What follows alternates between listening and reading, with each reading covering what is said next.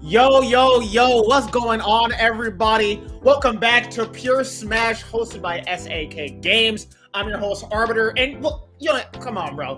Your host?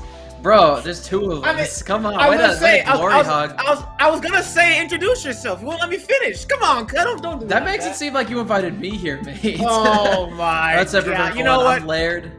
It's Larry. Triangle Larry. But I'm just kidding. Go ahead. EE called me Lariat. Like, oh, you're that Lariat guy. Oh my God.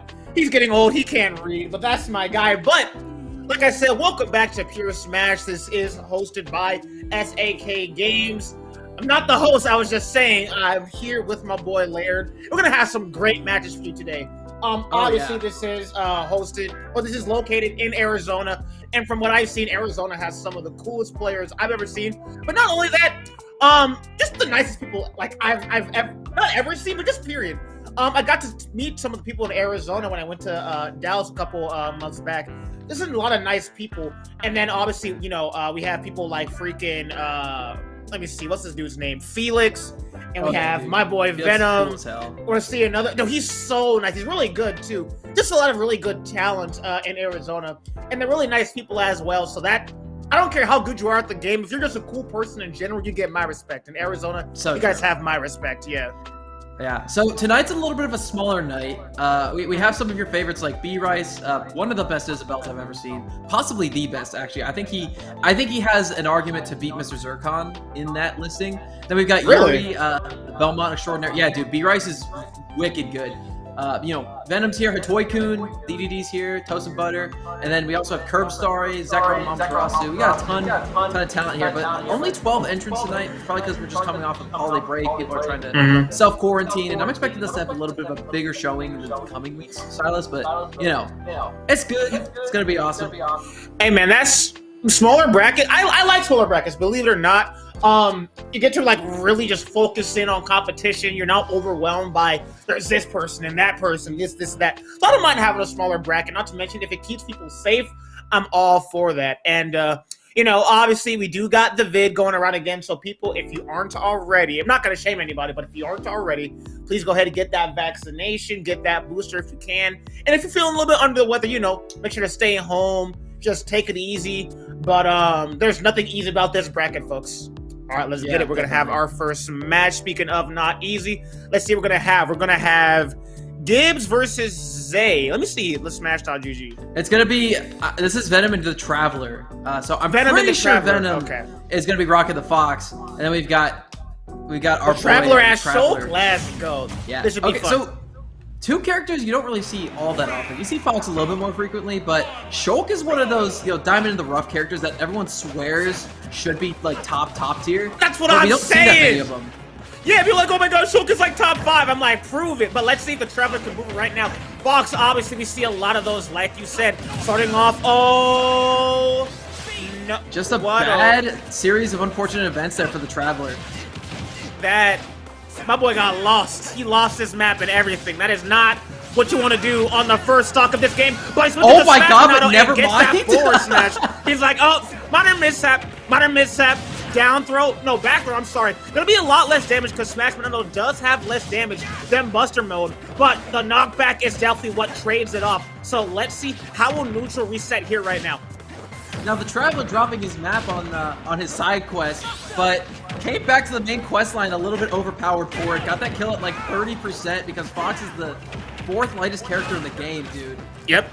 My man's super light, but ooh, he tried so hard to get that read on the forward smash. Buster's forward smash would have done massive damage. Speaking of massive damage, whoa.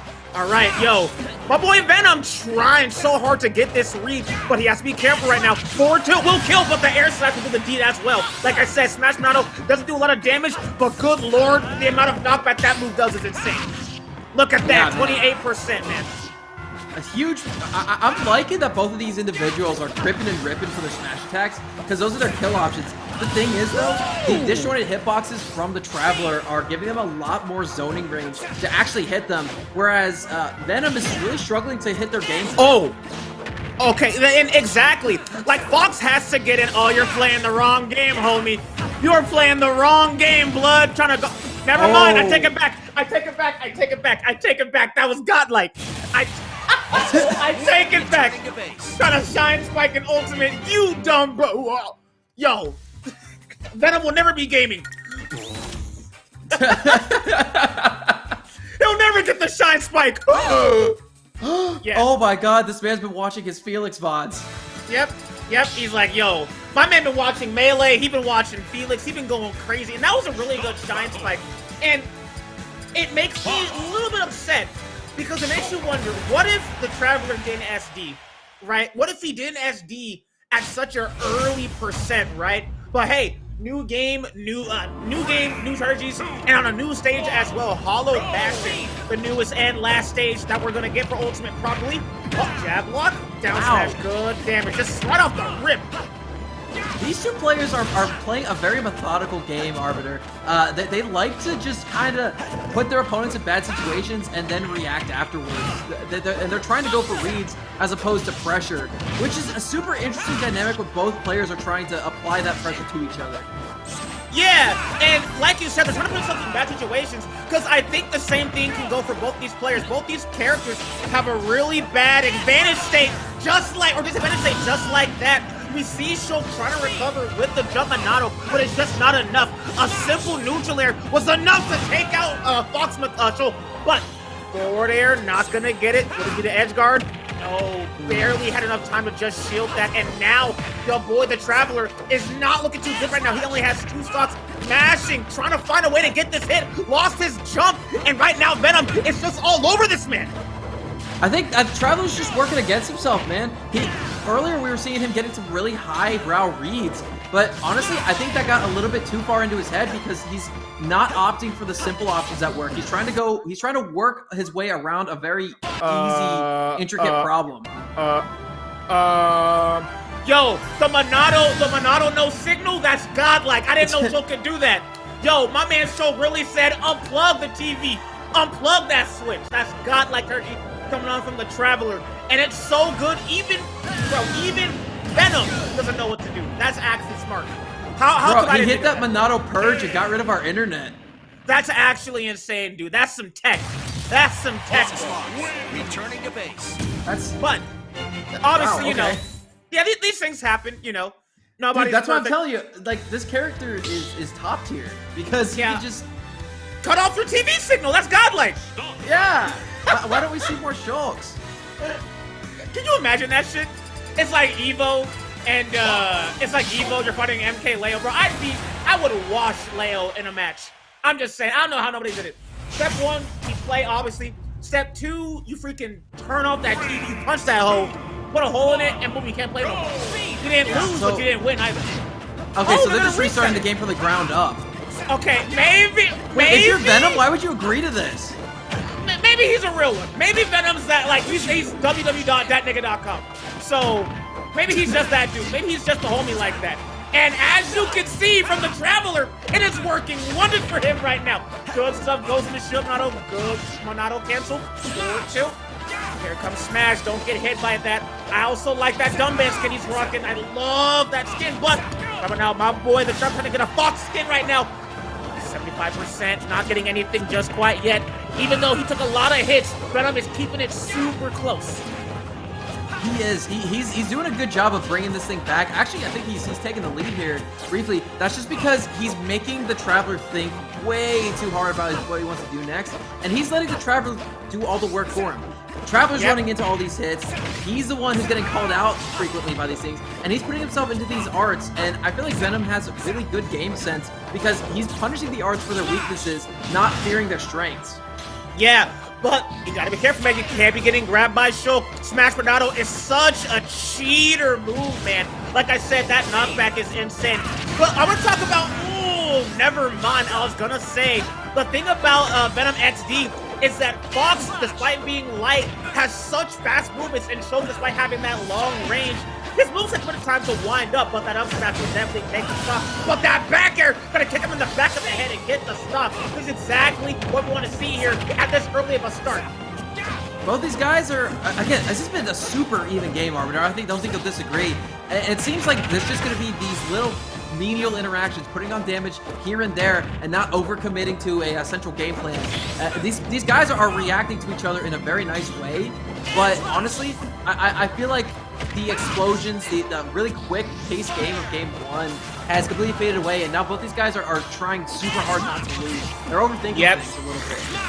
One thing I will say for Venom is I think Venom is overextending a little bit too much on these edge guards, and just like that, see, lost the stage control, got backslashed by that forward tilt. He's gonna have to pay for it. You can edge guard Shulk, but sometimes keeping that stage control might be more important than, you know, trying to get the edge guard. But let's see, good forward smash, and now we're even, only 10%. That's nothing when you're fighting Shulk and Fox and make that damage up mad easily. Dude, that's what I'm saying about both these characters. I mean, under the right circumstances, Shulk can deal a ton of damage if they use that Buster Art well, and if they use Speed well to keep your opponent at disadvantage. The thing is, Fox's character is all advantage. Anytime he gets in and he keeps you up in the air, especially against a character who struggles to land like Shulk does and has a lot of end-like other grounded options, Fox can just tear you apart if you are playing under the right circumstances. You're not giving yourself a lot of bad situations. And hey, let's just say Shulk is in a bad situation. You got Monados on Monados to help you out. You got Shield Monado. If you're taking too much damage, you have Smash. You want to rack up a kill mad early. If you need some extra damage, you got Buster. Trying to get in, you have speed. But up throw, even though you're in Smash Monado, you do take a lot more knockback. Gets the forward air. This is super close. Here's shield. What's the option now? He has to keep that up until we get a proper hit or at least get an advantage state. Down air. He definitely wants that up smash, but the back throw has jump. What's he looking for? Up tilt maybe. Wants the back air. Here comes Speed Monado. Goes up and try to get into it. That's a lot easier. Who died? Oh my god! So did that! Back air. It's an up smash. Gotta run it back. Gotta run it. This doesn't count. No that doesn't way. Count. Oh my god! That doesn't count! That doesn't count! They gotta play it again with one stock, I think! They gotta one-stock it! Yeah, they gotta one-stock it! That's actually nuts! The DBZ with the up smash and the back air! That is some anime-ass shit, bro. That's some anime. That's insane. We're gonna need a TO for that, I think. Okay, so if I'm not mistaken, the proper rule set is if you have a DBZ, you play it out with one stock. That's what from the grapevine, that's like the ancient text that no one wants to read, right? That's that shit that no one wants to see. That's right. Yep, I was right. Oh, they're making the rule set right now. I was right, yeah! I did my homework. I got the ancient scrolls. You gotta one stock that, homie. You gotta one stock that. One stock, 1 minute, that's exciting. I love that. And bro, people, you cannot get that action anywhere else but here at SK Game TV. Come on, cuz. That's hype. On the very first set, come on, cuz. But this has way more merit for Venom than it does for the Traveler. If the Traveler wins this, he gets to play another game and potentially take the set. If Venom wins this, he gets to move on in the winner's side of the bracket. So the Traveler has to get the Monado 2 or the Monado 3 if he wants to take this W and potentially move on in the set. But Venom, he needs one more game and he moves on into this bracket. Let's see who's gonna take it. Dude, he needs to travel his way into a game 3 if he wants to come out without going to loser's bracket. And honestly, both of these individuals are pretty evenly matched. They're very good at reading around each other. Fundies! Yeah, no way. Work! Oh my god, let him play! Let him play! Oh, no!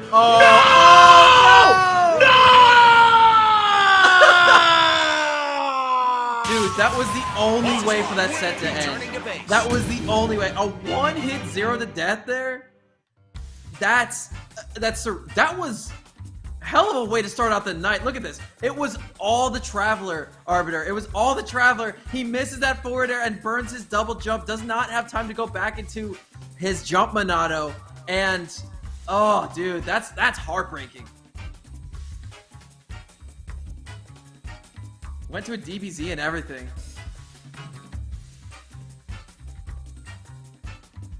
So, hey, just like that, we're seeing... Yeah, I was getting another reset on the DBZ initially, man. Because... Oh, that... Dude. Oh, that was up tilt, not... I thought that was up smash. That makes sense. Up tilt does come out a lot faster. But... Man, that... That sucks. It doesn't suck because of the game. The game was good. He got hit once, I think. He got hit once, and he died. Dude, that's the thing about Smash Ultimate, or any Smash game as a general rule. If you have a good enough read on your opponent when they're off stage, you win every time. And hey, sometimes it's not about how much you shoot, it's about where. You know what I'm saying? It's not about, you can light off as many bullets as you want to, but if you don't hit that proper spot, you're not gonna get the kill. But you get that proper shot in the dome or the heart, hey man, that's it. Sometimes it's about, you know, how where you shoot instead of how much. So good stuff coming on to Venom. And the Traveler did a good job. You saw him, he put up that really good aggressive state during the one stock game. But man, Fox saying, whoop, got the stock, and sometimes that's all it takes, man. Who we got next? Let me see. Who we got next? It's gonna be either Toast and Butter or Hitoy-kun, or Curbstarry versus Zekrom Amaterasu, and I think it's Toast and Butter versus Hitoy-kun. But man, I honestly, in that DBZ game, like the one stock situation, the Traveler was winning. He was winning. He just got way too overzealous off stage. Bro, I'll say it with my chest, he got mugged. That's what robbery looks like. Robbery looks just like that. I'm talking, he had the Thundy circle. He had the forward smash. He had the forward air read. And unfortunately, I do think he did. Okay. Real quick discussion. Do you think he overextended? Do you think he overextended with that edge guard? Because I think that was... Because I think that was the proper play, because Sho can do that, right? Sho can kill you really good with forward air, and he has good edge guards, but I don't know if he had to do that. My brain is like, did you overextend or no? You know what I mean? Yeah, well, if you have to use your jump to get back to stage, you overextended. And he had the double jump to get back, and that's when the back air hit him. He couldn't come back from that. I mean, he could have used his Monado art to gotten jump online, so that he could use his double jump and then get back a lot safer, even if he got hit there. But in a moment of making a mistake, when you know you're in a vulnerable position, you want to get back to stage as quickly as possible, because you're pressured, right? Because something like that can happen, and if your opponent has a good enough read, they can just hit you where it hurts, and that's exactly what Venom did there. Yeah. Oh, you were right. All right, so our next match is gonna be Toast and Butter versus Hitoy-kun.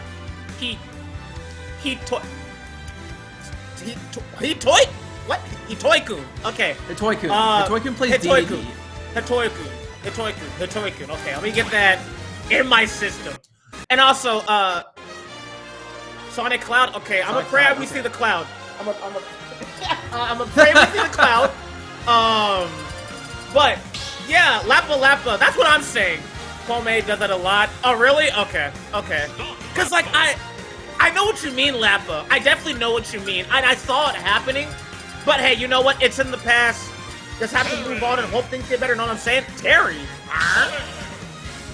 Okay. I think Hitoy-kun's trying to prime up one of their secondaries, maybe. Either way, I love to see the Hungry Wolf out here play, dude. Yeah, Terry definitely makes up for what we're seeing on the other side. But who knows? Maybe it could be a cool Sonic. Who knows? So look, there's again. This is a Southwest Sonic too, Silas, and there are a ton of really fast tempoed Sonics, like Blue Striker, and among a bunch of others down there. So I'm gonna be real with you. I'm expecting big things from Toast and Butter. I hope you are right. That's all I'm gonna say. I hope you're right. Because right now, I think you kind of are. This Sonic is low-key going really crazy on this Terry Bogard. And that rising tackle low-key took him nowhere. Damn! Okay. Alright, I think you're right. This low-key kind of exciting. Oh, yo. Watch out, man. Oh, he got dragged down? Okay. Yeah, he low-key got spiked by that. That's what I'm saying, dude. You can get those drag down forward airs and completely eviscerate a Terry, especially if that spring was able to hit, and then you're able to get a follow-up there. But what I like about Toast and Butter's style right now is that they are taking the Terry off of the stage and putting them off stage. And when you're playing a FGC character, being off stage is basically a death sentence because you have no amazing options to get back. And we're seeing the epitome of that in this matchup. And right now, Toasted Butter's staying living on the first stock, and that's 2 for Hitoiku. Yo, so far, this bracket is so unfortunate in the funny way. But no, you are right. And it's a good mixture of not only is it that the FGC characters don't have a good disadvantage state, it's that, for what it's worth, Sonic has one of the best advantage states in the game. If Sonic has you off stage or in a bad position, he just runs you, he just suffocates you. But you tenderize those ribs, okay? Okay, hold on. Forward smash, not gonna get it. There's the back air coming out. Toasted Butter is like low-key in his bag right now. He can kind of just do whatever he wants to. Has Terry off stage. 3-stock Arbiter. Yeah. Oh, is the F smash? No. I'm just saying, dog. That F smash is almost as long as some sword attacks. Did you see that? He canceled his spin dash right above the burn knuckle and hit him with a homing attack. This Toasted Butter guy, he has got a massive tear going on right now. Yo, he's playing really well too, and that power geyser's not gonna save you one bit, my guy. See that backer come out? Not gonna be a 3-stock, so. And then at this point, it might just be worth it to go for the kill. And as I say it, it gets that forward smash, the giant fist, and now we're going on to game 2. Yeah, I feel like that was a bit brazen from Hitoiku. I'm sure the DDD matchup is really hard to deal with Sonic because DDD's so slow, and Spin Dash probably beats out Gordo, and you know there's a lot of options that DDD likes to go for against most of the cast that Sonic can just completely invalidate sometimes, but I don't think that Terry's skilled enough to do something like that. Because honestly, if you get Sonic at the edge, DDD has a field day ledge guarding, and here we go. We are going to see the Hitoiku DDD. I hope you're ready for this thing, dude. This set, if we go into a game 3 especially, we're definitely going to see one Jet Hammer kill. Really? Okay, then I'm excited. And yeah, that Terry last game wasn't really getting the job done. And sometimes, let's just say the matchup is bad. If that's your character, that might be worth it even more than playing somebody you don't know and hoping for a better matchup pick, right?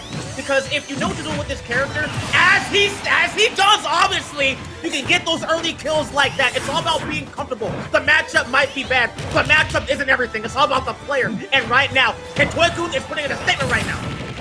That's what you need to do in this matchup, dude. You need to get that lead early so that Sonic can't camp you. DDD has very little mobility, and they definitely can't compete with Sonic in that regard. So if you're able to get the Sonic in a situation where they lose a stock early, that is really good things. And we're starting to see Hitoiku go for a little bit more of that, but if they make this their tempo, they go a little bit slower, and they really place their Gordos well, and they're actually able to hit, it should be good for them to come out on top. The thing is, though, Sonic can be anywhere and everywhere at once, and DDD is so big and heavy that he gets comboed like nobody's business. Yeah, it's rough, and because Sonic can control the pace of a match, like you said, that boy DDD, he fat. He got diabetes, he overeats, he says I'm gonna go to the gym on New Year's, but honestly he doesn't. We all know that. What the? Okay. Arbiter, I feel like you called out somebody, and that's not a... you called somebody else out, not just DDD. Oh my god! What a read! Toasted Butter special, baby! And Arbiter's out of his chair. He's probably in the next house by now. My god. He took off at Sonic speed to go pop off for that one. But man, I don't blame him. That was a hell of a read from Toasted Butter. How early did that man die? Oh, ridiculously early. All right, there we go. That works. All right. So far, this bracket has been hilarious. It's been like the most unfortunate thing ever, but in a good way. Oh, good. A homing attack back air, not gonna come out. There's that Gordo. You don't want Sonic to control the pace of a match, but so far that back air, yep, I saw that coming. That's something that Sonic, not gonna hit. No, luckily he goes above the ledge with that up B. Don't want to get shot on that could either break a shield or do massive damage. So far, Toasted Butters is in such a good spot, but watch out for that Gordo. Oh my god! As I say it, get sent to the Shadow Realm, and we're gonna have a game 3, ladies and gentlemen. And 150% as well. That was some robbery. That's some robbery we love to see. That's the thing about Hime, man. You can never count this man out. I don't care where you put DDD on the tier list. I don't care that this character has a miserable advantage state and very little mobility. He's got stuff like that. He can cover the ledge with Gordo and put you into a true kill confirm with that downer. I mean, nobody thinks like Hime does with this character. I'd make a statement that this dude might be real quick, look, he was screwed. He was screwed. Look at that. My man was done. He literally just couldn't do anything. The moment the portal was there, it was over. And you know Tosa Butter's like, yo, run that back right here, right now. Stay in stage and everything, bro. He didn't even have time to breathe.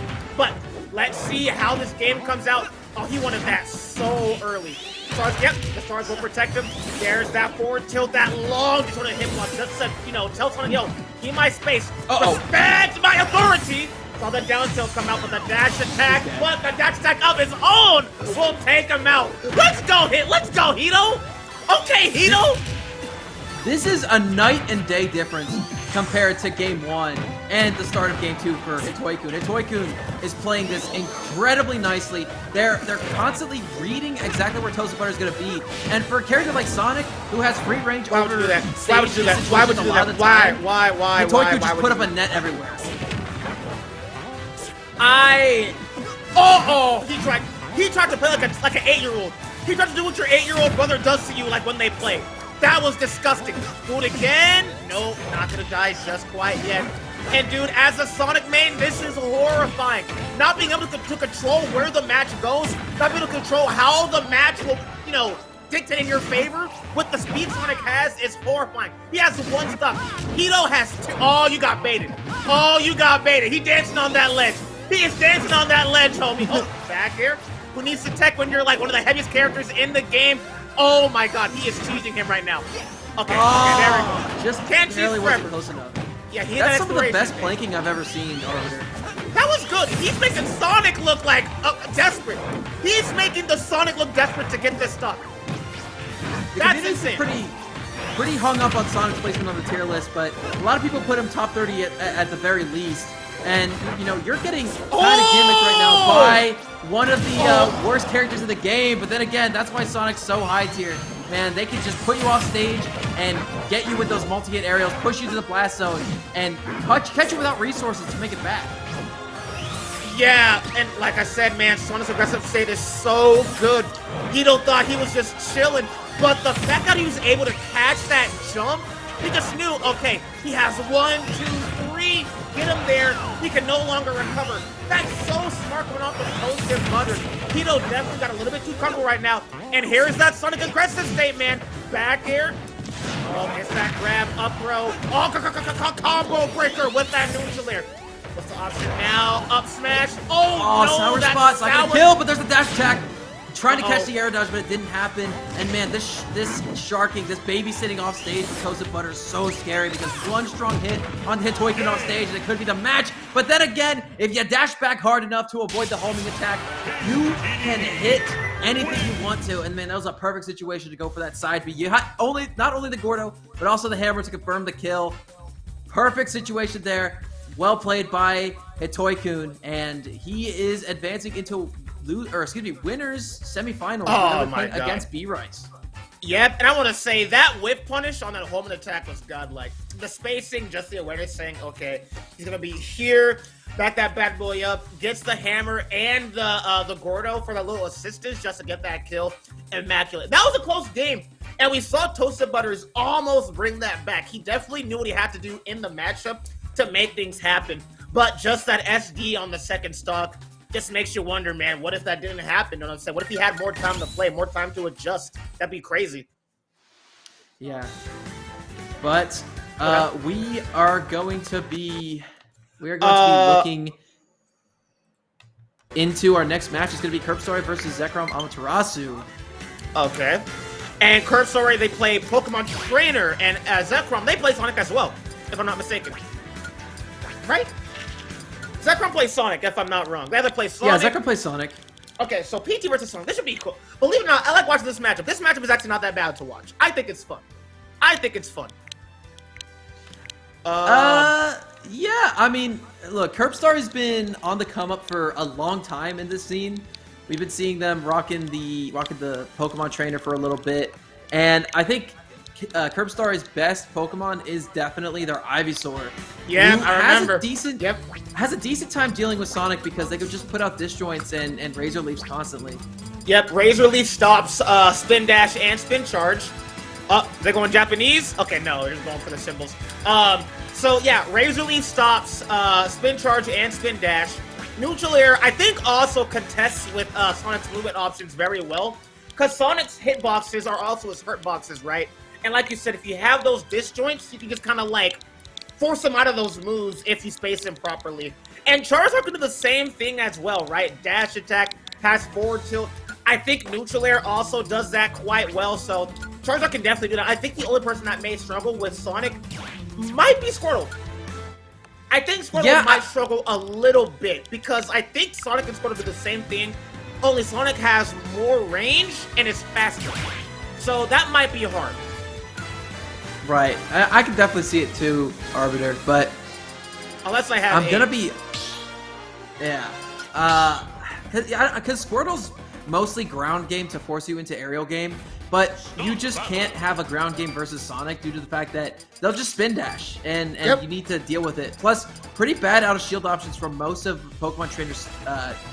Oh yeah, yep. Honestly, best out of shield option for Pokemon trainer as a whole is Charizard back air uppy with Squirtle, and it's back air with Ivysaur. And yeah, Charizard uppy honestly too. Yeah. So it's Nair for. Let me look at the Predator real quick, because I know Nair is fine, right? But that's not gonna get the job done. Yeah, Nair's fine, but like back air's I think a little bit faster, and it'll also put you in a more advantageous position than Nair will. If I'm not mistaken. So back air is frame 7 and Nair. So they're the same frame. They come out the same frame. So yeah, it's just pick a poison. Where's the opponent? What do you want to do? But right now, let's get to this Smash Zekrom or Matarasu being sponsored by ANG Esports. I love those guys. They're the homies. And then, like we said, we're going to have Curb Story. They're coming up, the up-and-comer with that Squirtle. Maybe trying to prove us wrong. Maybe they're saying, yo, this Squirtle might be the pick. And no matter what, right, you want Squirtle for that early damage, right? Squirtle just builds so much damage in no time. Has the jab lock up with that forward tilt if you get them properly. Has a great grab game just like that. He does drop, they do drop the combo. But, hey, man, sooner or later, we're going to have to see that Ivysaur and that Charizard come out sooner rather than later. Because 45% right now, you get a little bit more damage, but it's about time to kill right now. You kind of want that speed early on in the match to get some good neutral exchanges. And the thing is, Squirtle does have an amazing ground game. But the thing is, Zekrom Amaterasu like to stay in the air a lot, and they like to stay outside of the threat range of Squirtle. And you know, that's a very good way to beat Squirtle. Woo! Don't do that! If you put yourself in situations where you don't have a lot of resources, you need to land, Squirtle can be on top of you really quickly. And that was how the majority of the damage was done by the Squirtle from Curbstar. The thing is now, with Pokemon Trainer off stage, they have very few options to get back from ledge in a lot of situations, but Zekrom showed her hand a little bit too early and went for the oh, that was smart. I mean, yeah, and no, everything you're saying is correct, but I just love how Curbstar was like, yo, I'm about to get hit by that Sonic forward air. Switch out, yo, Charizard, take the bullet. Charizard's like, nah, bro, I got this, and now we're on this neutral exchange. He needs, they need one up smash, they need a flare blitz or something. Ooh. We saw it come out, and Charizard has this range stacked onto him as well. Forward air, he's gonna fall out. You definitely want to get hit by a back air or the sweet spot of Charizard's tail. That would be massive damage and a whole attack right to that flamethrower. We ain't scared, we ain't nervous. Well, up throw. You gotta consider one thing right now, Arbiter. Charizard has max rage, and Sonic is a pretty light character, so an up throw will definitely kill on that platform. Yep, and like you said it, man, Charizard with rage ain't nothing to joke around, ain't nothing to joke about. Neutral air? Nope. Oh, the damage is not going to go there. They're trying to go for the flamethrower. It's just simple and clean damage, but I like the Charizard stick. You know why? The Charizard's heavy. Yes, neutrals aren't all that great, but he does massive damage, and they're heavy. So, when you're trying to hold on to this stock, trying to get that extra credit, who's better to do it than the fire and flying type Pokemon themselves? They're going for a jab into grab, not going to get it. Zekrom just struggling to get this kill in from Charizard. Sonic does kind of have this limbo state to where if they're at a high percent, you really can't get anything besides like a raw kill move, like a forward air or a back air, a forward smash, something. They gotta work for their paper right now. Yeah, and those things are super difficult to land. You know, Sonic is fast. We're going to finally see an up throw kill. But Sonic as a whole, I mean, that was one stock. It lasted for 3 minutes, Arbiter, and it didn't look close to being lost even at 200%. Yeah, they held that shit in, bro. They were like, yo, I cannot afford to lose this. Good patience. Only 69%. Oh! Combo breaker with that up smash. I had no idea You can do that with Squirtle. You learn something new every day, and Kerbstar is saying, yo, it's up smash. You gotta get off because if you don't know, Sonic does not like water. My boy cannot swim. So maybe the Squirtle might be the pick. Up B, Vine Whip. No, goes for that forward smash. Trying to read the spin charges. Such good movement coming on from Kerbstar. We're gonna eat him back to the ledge. Oh, I think that was the wrong option. I think I would have gone for a fall through platform up air there to try to get the stock, but I think Kerbstar was trying to read an air dodge from Zekrom, and they read it, but they read the wrong direction, and they weren't in time to punish, and that could be costly because Zekrom is starting to add up that percent again. Woo! Up air again? No, the forward air. It's a bit faster than up air and a lot more consistent. And yes, right about now, Zekrom is definitely capitalizing on Kerbstar's mistake of not getting that stock sooner rather than later. We saw the flamethrower come out. Not doing much in this matchup because Charizard is just stationary when that happens, and Sonic is such a mobile character. Yeah, the only way to avoid that is to not run into it. And Zekrom's doing a good job of bobbing and weaving, and there's an overcommitment from Kerbstar, and that is how Sonic gets you. They make you impatient, and then you have to go for a brazen option like that to try to get the stock, and it just doesn't happen. So yeah, Kerbstar trying to take the stock as well. Griffin for an up smash, not going to connect. And now Zekrom, with the ball completely in their court, is just hanging outside that threat range and waiting for an overextension from Kerbstar that's going to come and give Zekrom a lot of leeway on the stage. But then again, the back throw is going to kill at about 130%. Even match in terms of stocks, but Kerbstar needs to get some damage on the board quickly, Arbiter. Yeah, and that's really good coming on from Kerbstar. Because if you let Sonic pile on damage, that's when you're screwed. Like, you know, like win condition, stuff like that. Sonic's win condition is, I'm going to build up so much damage on you, annoy the shit out of you, and then put you in a position like that to where you can't. You're dead. Wait. Yeah, you're dead. I think you're dead. Yeah. They even knew. Game, baby. Even they knew. They're like, I'm not taking this back. That's kind of tragic, but hey, man, game 2, anything can happen. That's so unfortunate. Dude, I don't even know if to call that an upset or not. I think Zekrom's just playing out of her mind right now. Perfect placement on the spring. And again, that's the second GIF we've seen tonight off stage. In this situation, we didn't see Kerbstar overextend. We saw them just get put off stage, and a really well-timed spring by Zekrom to net her the victory there. So we're going into the next game. Kerbstar is going to want to... I think the big thing to keep in mind going forward is that Squirtle is really good if you don't overextend. And I think overextending against Sonic in general is just a really bad idea that Kerbstar needs to keep to a limit, keep to a minimum. Yeah, and you know what happened? I think the game all fell apart with that Flare Blitz, right? Because the moment they lost that stock, it was just like, cool, now I gotta let Sonic, you know, I gotta chase Sonic, and that's something that you don't want to do. But hey, what about now? 58%, 64 coming on to Zekrom, Amaterasu. She's not looking too good. This Squirtle, good stuff. The side B, I don't know what that move's called. I know every move but that one. The side B gonna just trade with Sonic's spin dash, but because the shell protects Squirtle's body and Sonic's hitbox into her box, they will definitely lose that stuff. But good up air coming on from Kerbstar. Back air, 31%.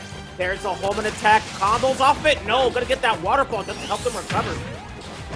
Yeah, going above the ledge there too is such a nice idea. It gives you a little bit of extra percent, and it's slightly disjointed, so you don't have to worry about trading with Sonic. Or if you do, you can do an option a lot faster than they can. And right now, we're starting to see Kerbstar turn on the jets a little bit, having Zekrom fall out of the back air, and then going for an air for a little bit of extra damage. When your consistent hitboxes don't work all the time, it is so good to be ready for a follow-up. But Kerbstar, I feel like something happened to them between games 1 and 2, because they are on a warpath right now. Yep, and look at how much leeway they have, 81%. I think you can make this. Yep, the armor on that up, be good spot dodge. Let's avoid getting hit by that forward smash. And now here comes Charizard. Like I said, man, you gotta take damage. You want to build up damage, you want to take damage as well. Charizard is the guy for the job. Flamethrower, like we said, not gonna do much in this matchup. Good with punish, 4-2, not gonna get it. Look, good footsie game coming on from Kerbstar, and Zekrom Amaterasu is just having no luck getting this stuff. We saw that up smash come out, but the border will protect her in the times of crisis. 108% as well. What does Zekrom have to do to win this layer? What they need to do is they need to get the lead, because having the lead in a matchup like this is so crucial. Charizard with a lead on their first stock with Rage is terrifying, because if they catch you off stage with a back air, you could die really, really easily. And the thing is, if Sonic is forced to approach, their core game plan, which is running away and forcing you to make a mistake, is just not a valid option, because now you are hanging outside of Sonic's threat range, which is exactly what Curbstar is doing. So Sonic has to work 3 times as hard for you to make a mistake and then be able to get a punishment on there. I think Zekrom's doing her best right now to try to get something going on. I think the best thing she could do is get an early edge guard, an early dim, to make this thing a little bit more manageable. But Curbstar is clinging onto that stage for dear life, and whenever Zekrom comes calling, they are not getting any luck of pushing their opponent off stage.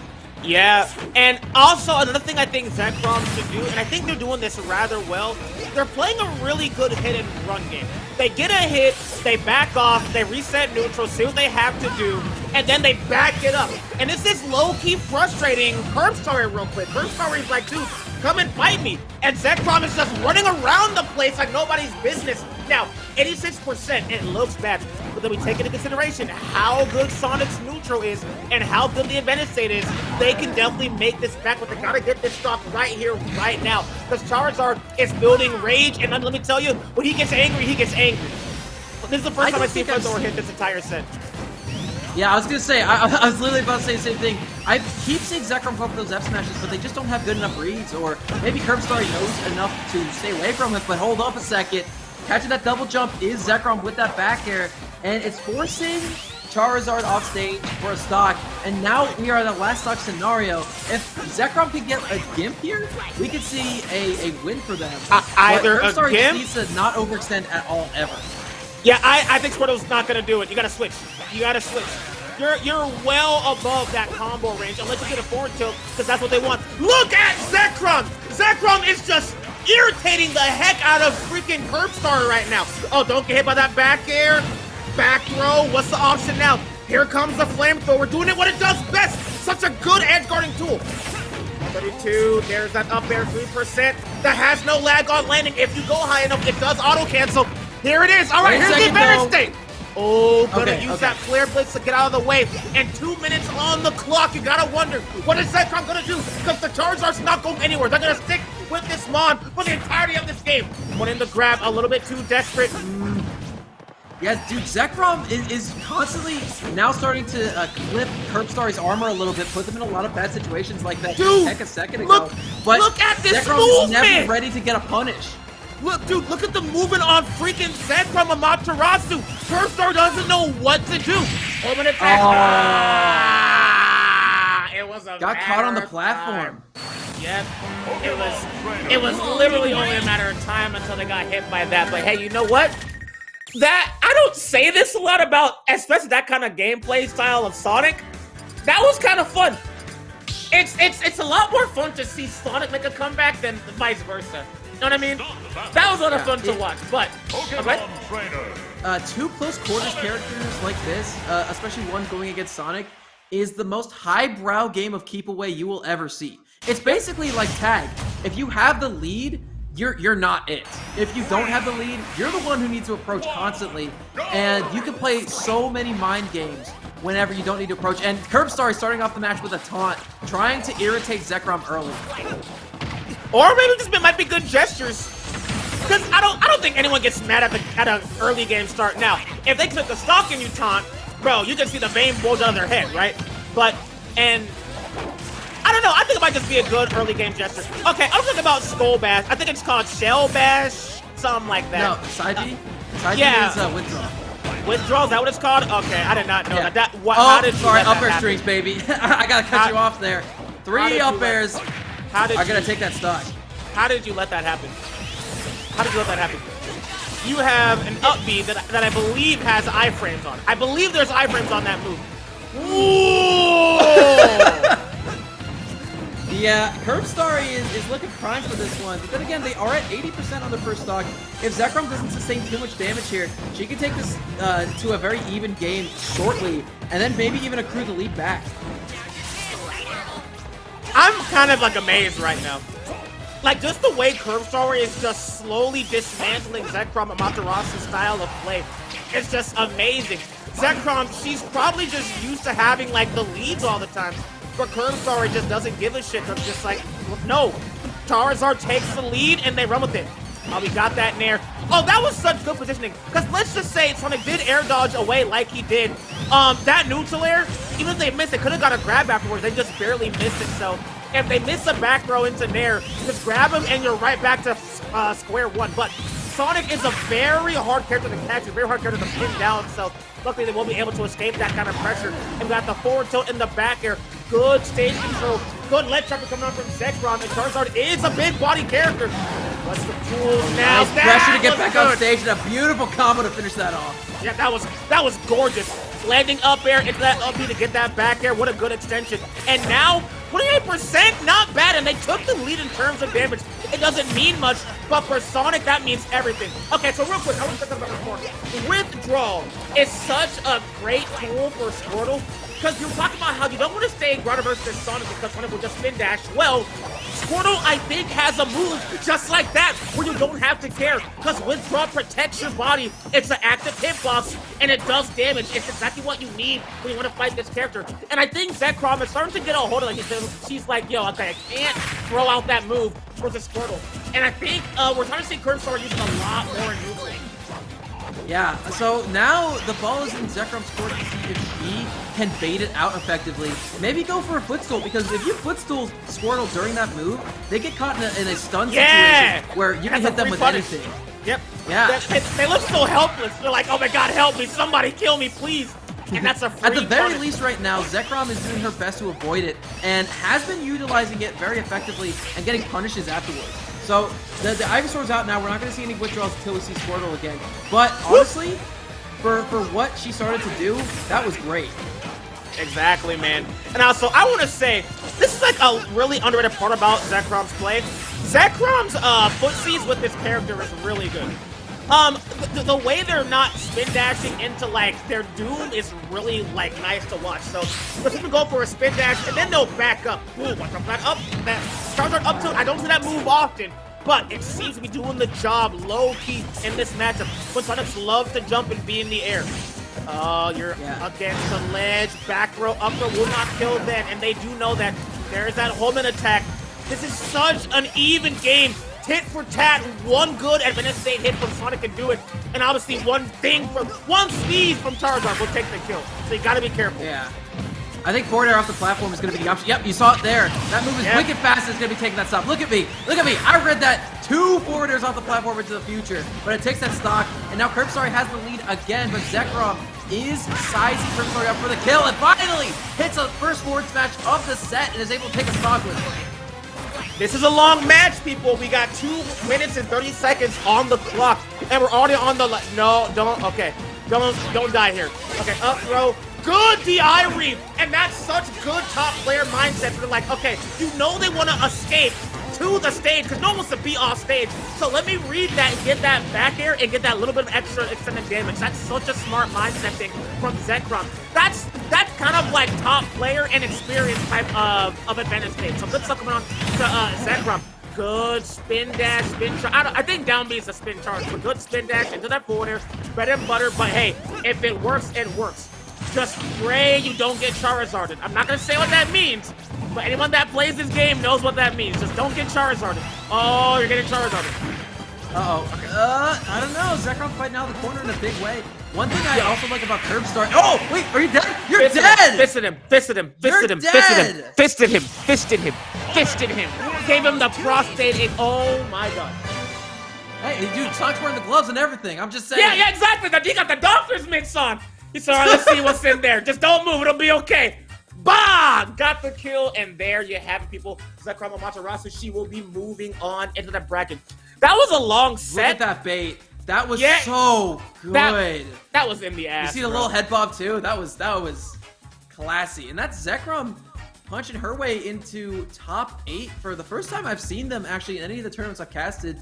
So, you know, those are just the ones I cast. I'm sure she's done it before, obviously earning the A&G moniker. But, hey, they got to be proud of their Sonic player today, and they're going up against Yuri in winter semifinals. So that was a hell of a set, dude. I don't think we've had a bad set on the evening, and we've had 3. Yeah, exactly. And you know, I will be admitting that I am not the biggest Sonic fan in the world, but that was fun. That was genuinely fun to watch. I really enjoyed my time watching that set. Zekrom had really good spatial awareness, knew when to extend, when to overextend, knew, okay, I need to get this stock right here, right now. And versus Charizard, Sonic can't kill off of raw hits like that. So it's either a really good read or you just kind of like suffocate your opponent into making a mistake. And Zekrom did all of that. And let's not throw Curbstar or anything as well. Curbstar played that super well too. A little bit of overextending, but for what they were going through and what they had to deal with, I think they did a really good job of just, you know, maneuvering around Sonic's traps. You know, oh, Surge? Okay, I got you. All right, go ahead, Let's talk about Surge. So this is going to be a college and high school student only tournament, which, to be honest with you, most of Ultimate's demographic these days. But if you are repping a university or you are looking to get scouted by a college to go play esports, this is definitely your place that you want to be. This is going to be on Saturday at Phoenix College. So if you can find a way there, definitely do it. $600 in prizes only for $5 of an entry fee. That's insane. And man, that was a good way to get your face on the map.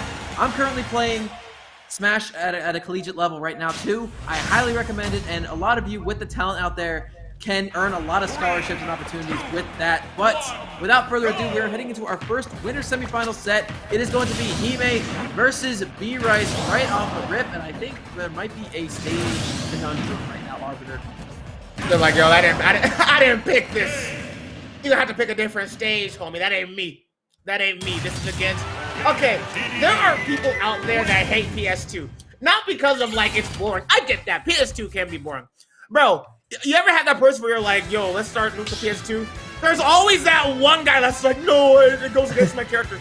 Like, nigga, I mean, fella. Hey, man, look, at least I didn't say it. Oh, my God. No, I did it once on accident. Oh, I hate people like that. Let's not go PS2. Wait, oh, wait, no, sorry. Hang on, I was talking to production. I never said the N-word. Let's just get this out there. We have a little birding in our ears, and somebody told me to call it Toy Kid Hime because it would make Hime a little bit mad who's in chat, so... Yeah. No, I never said the N-word. Just full disclosure. I'm fighting for my life out here, Arbiter. I already said I said it. I don't know why you gotta fight for your life out here.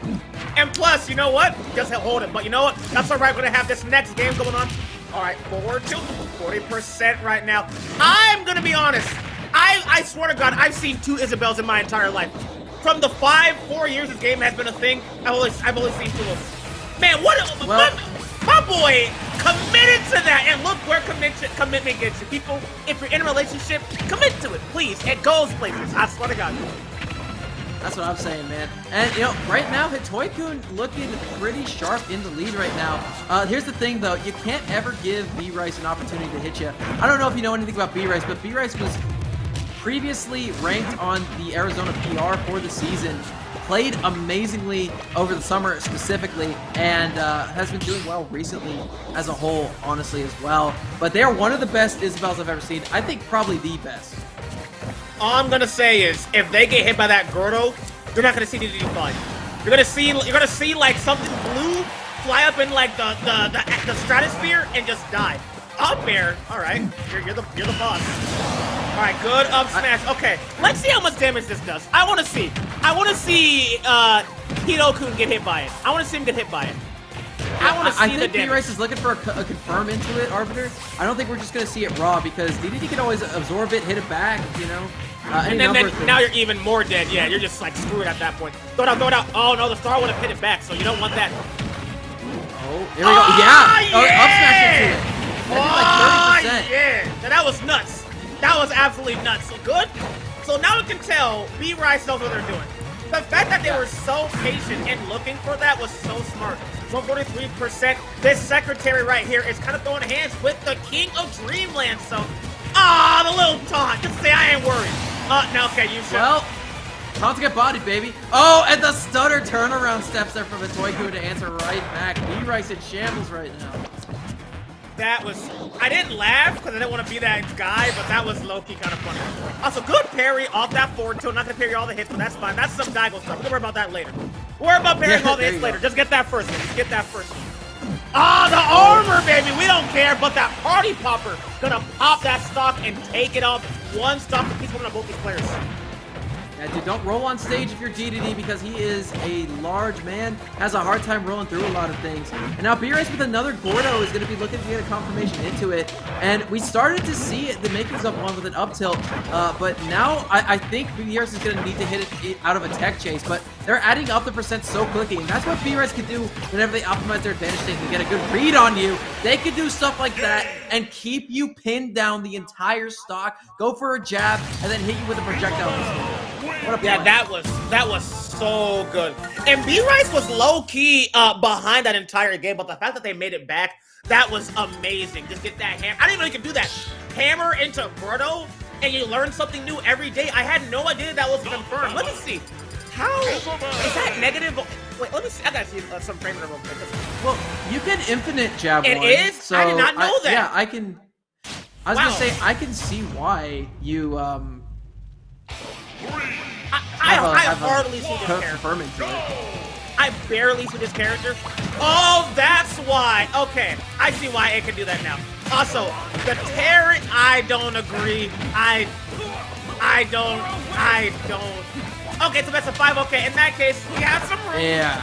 You have some time to adjust, but I really don't think Terry was just trying to grind out their secondary and see if they can make it better. But you know, if you're going up in a situation like this, you're going to FD, where B-Rice's Isabel thrives. Going for an FGC character might not be a horrible idea.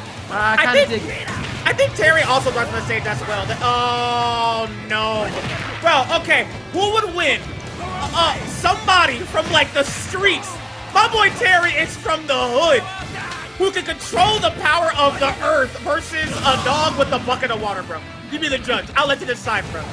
This is... Hey, look, I'm just saying, you know, he's from the streets, but Isabel is someone who has worked her way through the social hierarchy of several towns and cities. She sold her soul, bro. She has been on the grind for years, and that works out a little bit of muscle doing all that dirty work. She got corporate life. She's at the streets saying shit. She owns the streets. Terry might be proud of her, but she owns them. I'm the reason why you have that house, homie. Shit, you homeless. Who took your money, bro? But hey, 54% coming on to B-Rice right now. Ooh, okay, good parry. Good timing on that down throw into forward air. Gotta get that neutral air. No, unfortunately, we'll drop that combo. Forward smash. I'm noticing, so Hitoy-kun is not getting Terry's stuff. Not getting his combos, you know, the jab, power gun, down tilt into burn knuckle. Not getting a lot of that stuff. And they're rushing in way too much when you're dead. Wait. No jump. Wait, they saved their jump. Yeah. Oh, but there's... Wait. Yeah, oh, what? No, not. That burn knuckle is an amazing recovery tool. Nani? Okay, there it is. That was so smart by B-Rice, Arbiter. Did you see what they did? They threw out the forward air to tenderize that face. They made the power dunk last longer because of the clank, and then was able to get a F smash to punish it on the ground. That was an amazing play, great spacing and great awareness for B-Rice. I'm sorry. When Terry pummels Isabel, it's the most brutal thing ever. But good burn knuckle, gonna take the stock. We're now 1-1. It's funny because, dude, he's just socking her in the face. And it's like, I didn't sign up for this. How'd I get here? Just wondering, like, look. You ever like if have Terry that? wins this match, Isabel can just foreclose every single loan that they have on the house. That was mean. That was mean. That was mean. Look, ill-advised Buster Wolf to say the least. That was mean. Also, hi Couch. What's up, Couch? Shout out to my boy Couch Destroyer. That's my dog. That's my homie. We grew up in the same pen. The real killer, real triller. And yeah, that forward smash read was just wrong. Or that Buster Wolf read was just wrong. Good spacing. Honestly, that was a good play, but man, I feel a certain way after getting hit by that. I feel a certain way. Like, what'd I do to you? Dude, you tried to hit me with Buster Wolf. That's all I'm saying. Look, that move is devastating and has really affected out of combos. But the big problem with it is that there is a ton of end lag on it, and if someone has a hard read on you, like B-Rice just did, you can lose a stock quickly. And now we're seeing a Smashville DDD, and this is one of DDD's best stages, Arbiter. Yeah, if If you miss that Buster Wolf, you're in trouble. But we're not talking about Terry Beauregard no more. We're now on Smashville, ladies and gentlemen. And B-Rice just needs one more win to take it. And as we saw from the last time we saw him play, it doesn't matter how you start a race. It's all about how you finish it. So maybe we could see Hitoy-kun make a comeback of some sort. It is a best of 5. You gotta win 3 games. Oh, don't get comboed. From the bird in my ear, I just learned that hammer into pocket is a true combo. Because Isabel's Nair, oh, bro, they are just being so intimidating, bro. You know, hey, why not? Play it back. Play it back. Just dance back with me. How'd that happen? Dude, they're not just standing there menacingly. They are grooving there menacingly. Both Exactly. these guys are having a dance-off to save the universe. That's what I'm saying. It's like, yo, my dance is better than yours. Down there into pasta. Oh, yes. That was sick. And that's RNG, right? The fact that the RNG was perfect on that, that's actually insane. If I'm not mistaken. I think... No, what RNG? So Isabel's up air and down air. It's RNG. You either get 1 turn up, you get 2, or you get 3. No, one that's turn the up. villagers, bro. Isabel's Oh, really? 2. Yeah. Really? Yeah. I did. Wow. You learn something new every day, buddy. I did not know that. Okay, in that case, the fact that they got that combo was really sick. They just knew it was gonna work. I was gonna say it would have been cooler if it was RNG and they got that on. Oh my god. Oh, whoa. That swing ain't looking too good. Oh! Nice win off stage. Yeah, that's a regrab. Nice catch from the toy cube. I was about to say, that would have been funny. That would have been really good, but hey, that's all right. Isabel's consistent. Okay, thank you so much for the information, Charisman. I appreciate that. Forward air. Oh, can they make that back? Yeah, they can. Infinity. If there's some things I never were, yeah, bro, if you're ever like, will Villager make it back? I'm like, dog, it's Villager. I am never afraid when Villagers is like, off stage. I'm like, he's gonna make it back. That's free edge guards, that's free recovers, I don't care. Same for Soros. DDD, kinda. Oh, that was so good. We've seen a lot of situations tonight where DDD's kind of struggled whenever you catch him off stage without the resources. Get that out of my face! We're playing whack. Oh no. Oh my god. Oh Dude, no, it's Smashville. It's Smashville and it's DDD. That boy heavy. That boy fat. My boy got some girth on him. Dude, B-Rice is playing this so funny. The way B-Rice plays is so unorthodox. Bro, they play like they got all the time in the world. Like, everyone here is like, I gotta win this bracket. B-Rice is like, I'm chilling. I ain't got shit to do. I go home, I'm gonna sleep, I'm gonna go to work. Oh! You don't talk about a combo breaker. Down air is not one you usually think about being able to do such a thing, but we did just see one there, and man, it came at a perfect time. And Toy-kun now looking to pepper B-Rice. There's a jet hammer. I'm telling you about it, man. The Toy-kun jet hammer hits different. You're fine. Forward This air, is first it! tech. Oh my god, the offstage shenanigans on this stage is insane. The blast zone is so tiny. The stage is so small. You gotta box. Gonna get hit by that Gordo. 4 minutes on the clock. Uh-oh. That's not good. Gonna the arm through the Gordo. That was so good. But the up tilt, 119%. If the Toy-kun was making in this bracket, he has to win right here, right now. But that overextension, No! it's not gonna kill just quite yet. You're dead. Oh, what a play! Amazing play, but they gotta re-grab ledge, dude, or go over it. B-Rice just waiting, doesn't get the grab. The down tilt comes out faster. We're starting to see a Gordo cover the ledge, but no! The dash attack is gonna linger too long, and there's the up smash to take the set 3-0 in favor of B-Rice, who hasn't dropped the game yet tonight. Yeah, that was absolutely wild Isabel play. I'm gonna be honest, I think that's the best Isabel I've ever seen. Like I said, That's what I'm saying, dog. People wanna sleep on B-Rice. I've seen 2 Isabels in my entire life. I think that's the best one I've ever seen. That is the best one I've ever seen. And they played in such a funny way. That was godlike. They're like, like I said, when I go home, I'm gonna watch some anime, maybe go to sleep, take a nap. They're like, I don't give a shit, bro. I got all the time in the world. So, good stuff coming on the B-Rice showing that slow and steady does win the race. Unfortunately, that dash attack was way too laggy. But hey, they got it, and they're gonna move on. You said they didn't lose a game in this set? Really? No, this tournament. This B-Rice tournament, is undefeated.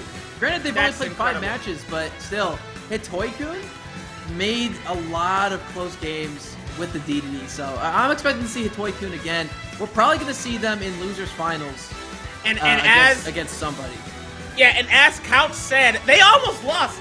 That jackhammer almost did some like robbery. There was some fiend behind that, so luckily they didn't get hit. If it went to final charge, it would have killed. Oh no, for sure. Smashville, definitely. I saw that too. I'm like, if it was on like the second to last charge, I think. So Yeah, it luckily was. for them, they didn't get hit. But like you said, man, undefeated so far. I don't want to call it too early, but if they keep playing like this, they might. And you know what's crazy? They play like they didn't care. That's so crazy, Yeah. but they play like they had no worries in the world. They're like, I got all the time in the world. I got all the time in the world. Who cares? So I want to see what happens if B-Rice. No, I don't want to say they didn't try, but you know what I mean. You know what I mean. Like if it was a life or death, like dire situation, what would have happened? What would have happened? I don't know, dude. But look, I'm just saying, B-Rice is the only player on the Arizona Smash Ultimate Fall Power Rankings who is in attendance this evening. They're currently sitting at number 8 with their Isabel, and they're the only player who's ranked here tonight. We generally get a couple more ranked players in the Glendale scene, but not so tonight. And you know, now we're shifting our attention to a player who is constantly in the shadow of a more refined player of their same character. We're looking at Yuri, who is constantly in Acetil's shadow for the Richters of the state, and they're going to be going up against Zekrom Amaterasu, who is having a career evening. Yep. But who took out Yuri? Was it B-Rice? I'm sorry. I want to know this who is took. winner semis, bro. Oh, these winners? Oh, that's right. Zekrom won that set. I'm tripping. I got tunnel vision. That last game, like, took all my memory away from how hype it was. But, like, you are right. So, Yuri and Zekrom. Oh, it's going to be one of those games. Okay. This is going to be one of... Look, it's going to be one of those when we don't games. go to a small stage, Yuri tends to struggle against people who want to camp them out a little bit. But Yuri is actually looking wildly different. They got rid of their hair. They used to have long white hair, but they Yeah, I remember. up a little bit. Yeah. Ooh, I don't know. I like the new cut. It's fresh, it's clean. No, that shit fresh. He got a fresh cut, bro. And So right now, it's just kind of Yuri trying to lock down Zekrom. Because I think that's where Richter shines, right? Obviously, he has good range, but I think where Richter really shines is being able to, like, keep you in one space so where you're uncomfortable. Richter loves ledge trapping. It's so easy for the character. But Sonic just moves around. He's everywhere you don't want him to be. Forward throw. Not gonna go for down throw. Down throw puts you in a bad spot. I think forward throw is just like a really good, like, get out of here real quick option. Doesn't kill. That's more of up throw and back throw's job. But I like to see the dichotomy of, like, you know, what will I choose? What throw will I choose? And I want to talk about Zekrom's punish game for a second, because tonight, specifically, she has been working around her opponents so nicely. Constantly, in any situation they're in, they either are baiting out options with their movement, waiting for their opponent to mess up, or some combination of the two. And they are frequently putting themselves in positions where they can succeed and where their opponent can only fail. Exactly, and it's so irritating to deal with if you're Yuri. Why they're playing around my strengths, right? Why can't I trap them? And Zekrom is just like, I'm doing a good job, but the moment you catch that rat in the trap, it is game over. You're gonna get hit by literally that's like the day one. The day one Smash Ultimate, baby. Everyone here remembers. Take this, you get hit by that whip, and it was just over. Now, you know, the minutes developed, you can get hit by a back air or a forward tilt or something like that. But back in the day, bro, that was the killer. Yeah, and just a second ago, we saw Yuri nearly with the day 500 set up there, with the Holy Water into returning cross. That could have been a perfect scenario for Zekrom to get a 0 to death happen to them, like one of those down air combos. But no dice. Zekrom's gonna mess it up and get out of dodge, and finally gonna secure the stock with a back throw. Only 25% on them in the second stock. Yeah, that's not bad whatsoever. Oh, I saw a trap coming out. Whoa! That's what I'm saying, dude. Yuri is is so sick with those jab holds. I never see any other Belmonts go for them, and Yuri is the only one who I've seen able to get anything off of him. That's so cute, bro. That's why I love this game. You think, oh, this move has no use. Wrong. Somebody's gonna be able to use it. Someone will use it, and they will use it so well. Even if it's for one situation, that can mean like it can mean life or death. And in this instance, it didn't mean much back then. But unfortunately, Richter, despite having great disjoints, great kill power, and great projectiles, That recovery is some ass. Yeah, there's no picking for them down air either to get that extra height. So yep. we're looking at a character who is, whenever they don't have anywhere to go, constantly just in a bad situation on stage. Yeah, that's unfortunate, but hey, man, that's how these things happen. 66%, and now this is where nobody wants to be, man. You don't want to be chasing Sonic, bro. And he's saying take this, but Sonic's like, I ain't taking none of it. I don't want it. It's like, you know when like your grandma's like, yo, eat this food. Hey, yo, you're hungry. It's like, grandma, I'm not you hungry. just cooked me a 5-course meal. I don't want any cookies. You gave me Thanksgiving dinner, bro. I don't want this sandwich. And it's not even Thanksgiving. It's just a Tuesday. Bro, I'm obese. Quit feeding me. Quit stuffing me. But and I'm on a diet. I don't want to say no. It's the new year. New year, new me. What you doing, bro? Grandma's ruining my New Year's resolution, man. That's what I'm saying, man. And Yuri is just having no luck getting these traps, man. Up gets the parry. Spin jump again. Yo, and just throw it out. One of them gotta. Zekrom avoiding all the leftovers tonight. Take just this. Completely just say, no, Grandma, I'm not hungry. Take this, yeah. Okay. Ooh, that was smart.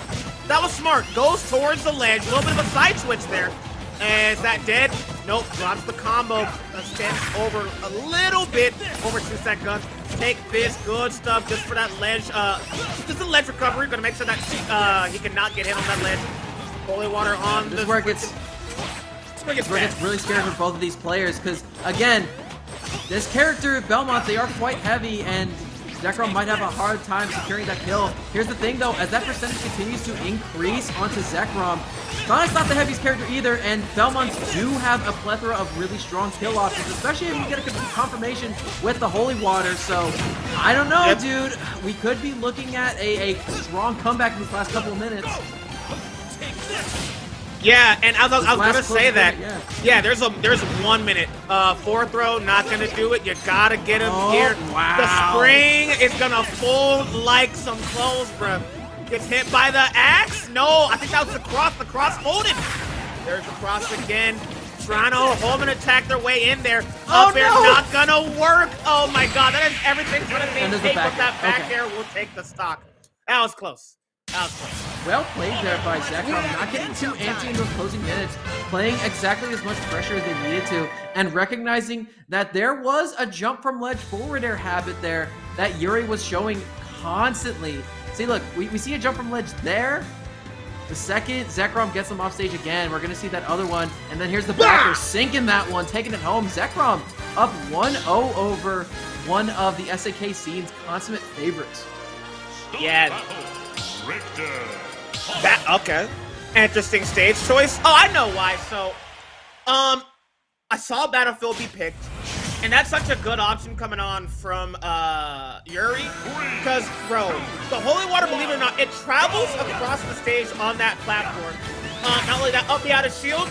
If you miss, let's say you don't hit anything, you land on the top platform, so you're a little bit safe. You have to read where they're gonna be when that upbeat does land. So definitely a Belmont's favorite, but let's see how Zekrom adjusts to it. Yeah, I've got a homie in New York named Dark Falcon, one of the best Belmonts in the stage.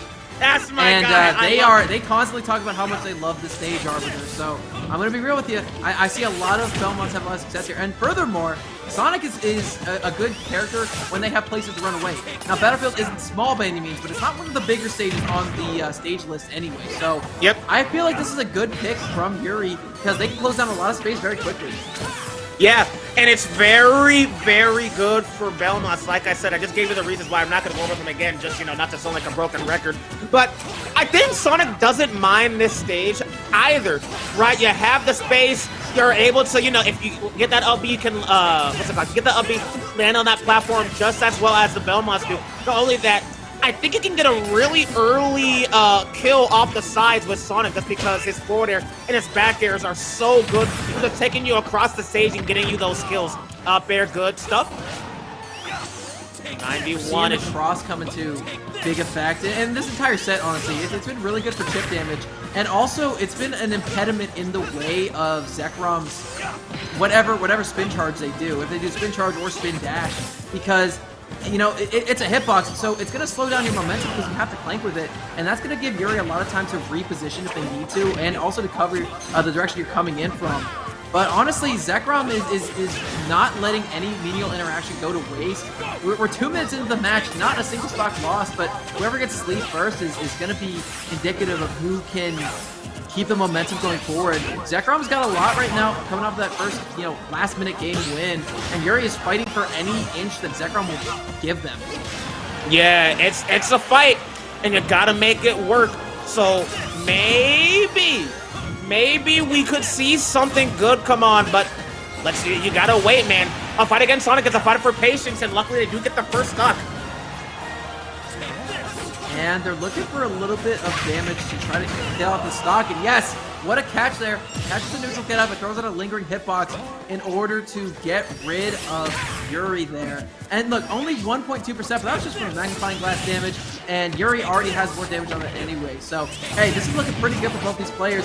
It's all about whoever gets the first strong combo first. And it looks like it's going to be Yuri. But then again, Arbiter, Zekrom answers right back quickly.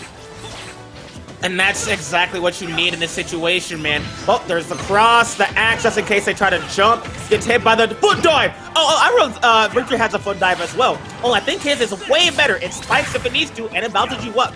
76%. There's that forward air. I like the angle trying to cover, goes above just in case he starts to run at him. Oh, there it is! And that's, bro, that Morningstar does not discriminate, baby. Gonna whip him into shape and get that early stock, man. We talked about this all bracket. You do not want to be behind when you're fighting against the Sonic. And now Yuri has the keys to the kingdom. But how long will it last? Good recovery with that dive into that love upbeat. that, Arbiter. That was sick. I love that early upbeat.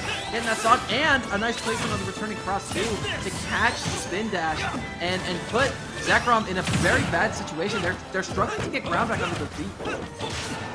And they are just spamming that foot dive like Dr. Doom from Marvel. Foot dive. Oh, that death. Yes, it is. Nothing will save you there. It is. So, look, again, Sonic is really good at pinning their opponents in the corner or forcing them over there with those spin dashes and those spin charges. And I think that's been netting a lot of damage and a lot of stocks there for Zekrom because they push Yuri into the corner, and Belmonts need to commit to recovering. They can't just do it haphazardly like some of the characters in this roster. They need to perfectly place their tether. They need to perfectly mind their jumps and mind their upbeats and everything. And that has netted Zekrom a lot of punishes because you're catching your opponent out of position constantly. Yeah, that's and you said it best, man. It's just so, bro. Tell you later. You know way more about this game than I do. I just kind of like analyze it from like a normal sense. You just have like the download on everybody. But there's that neutral air, good ladder combo, 83%.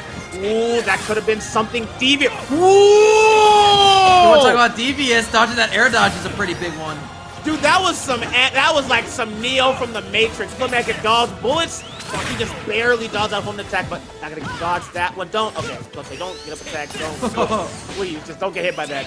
That is a classic. Held that a second longer, Arbiter. That was he was like, this might work. I believe this might work. And what a good angle coming on from Zekrom. Has the spring, goes low. You're not gonna do that. All right, cool. You jump. I got that back there just for you. Not gonna work, unfortunately. Down there, you can see, and there it is. That upbeat out of shield, man. There's no risk in using it in this stage. Whoops, the holy water on the platform, even still not gonna work. Dash attack, not an option. You see, two options. That was scary. That was scary. Missed there from Zekrom. Bro, you can tell Yuri is like sweat. Both these players are sweating their asses off right now, bro. Bro, I feel bad for the generals that gotta mop all this game for sweat. Forward air, there it is. And that's what Richard does. Just hits you with these whips. And all this time, it's like, bro, I'm telling you, the timer is just running for these stages, for these games, man. The timer is just running. Yeah, I'm gonna be honest. The average game or the average minutes per game goes up whenever two characters display against each other. And you know what? None of these matches have felt ridiculously long by any stretch of the imagination because there's so many mind games going on constantly. Little micro interactions like what does Yuri do to punish get off of ledge? You know, what do they do to punish jumps? They're forcing so many options to move around each other. And we're going back to PS2, which is the stage that Zekrom won on initially. Yeah, and I want to bring up what you said, how you're like these games, they're long, but they don't feel long because of these different interactions. It's almost like every passing minute is like a different game. Every single thing. how will this dude interact with me when I'm off stage? How do we interact in neutral? Okay, I have him in that holy water. How they react to it. Okay, got to put that down there, how they're gonna react. Every single thing is just a different mind game. Just trying to learn what this matchup plays like and what it feels like. And how can I take advantage of one person's weakness or vice versa. So, how about now? By the way, I don't know why. I think the tag alchemy is just sick for Yuri. That's just me. I don't know why. Oh, good so angle. Oh, that was a whip in the face. Good lord, that did not feel good whatsoever. Other than the Krupp brothers, I feel like Yuri is a person in the scene I'm most like to sit down and speak with because they seem like they are a very interesting individual, and it comes out so well in their playstyle. They seem very calculated at all times, and they constantly innovate on what they're doing. They might not have some of the strongest game plans with this character in the state. That obviously goes to Astrotail, but as a whole, they seem to have their character very well optimized and figured out. And they can frequently pull the rug out from opponents if they're not paying attention, but... Speaking of pulling the rug out... Zekrom. That was literally a pull the rug out move. I was like, are you going to recover? No, you're not. Don't worry about it. Okay, by the spring, and... Hey, man, before you know it, your sock is just kaput. Woo! Okay, that could have been... So, you don't have to go for the forward smash. You can go for, like, a back air or a forward air, or hell, I think the up smash was definitely the option there. But when you're in the heat of the moment, we're just trying to find out how to get this kill ASAP. We're not going to think about, oh, I could have done this and that and that. It's all about, trying to find what works in that situation. And sometimes you just pick the wrong option. That's just the way, these games work. When you're in a match, it is best to have a short-term memory and just completely forget about, what just happened to you. But when you're in a set, you want to have a long-term memory and be able to recognize what to do whenever your opponent presents you a gift-wrapped stock like that one. And Yuri, showing that to great effect right now, got the returning cross into the axe for the kill. And, that's the first time we've seen an axe kill this set. And right now, I think Yuri might believe that there's more to come. Yeah, the first axe kill we've ever seen in this entire set. Oh, that could have been so good. And that forward air, just quick relief. Like, dude, stop trying to hit me, bro. That's messed up. But no, the reason why we don't see the axe for the often is because the axe is such a predictable arc, and Sonic is anything but predictable. This character is so hard to, read and so hard to catch, and the axe is just not the best tool. We're gonna try to hit this character with it. But there's that holy water. It's been said multiple times that Sonic's gameplay is very straightforward, Arbiter. Like, we like to say, oh, it's spin dash, that's how you make all your combos. But honestly, it's so much more abstract than that, because you need to bait out where your opponent's going to be. There's a lot of mind games that go on with playing Sonic. You gotta make sure your opponent's mental is completely getting depleted frequently. And on top of everything, you need to manage your resources well, and nobody does it better than Zekrom. Zekrom uses all their resources, but they do so in a safe way that is incredibly difficult to read and or punish. Yep. And as well, the way Sonic's have to play, everyone wants to see a fast, aggressive Sonic. If you try to play that way, you're gonna die. You're gonna die. Yeah. So especially if we with gotta projectiles. play, yeah. If I want an aggressive Victor or an aggressive, this and that. It's like that's not what the toolkit requires.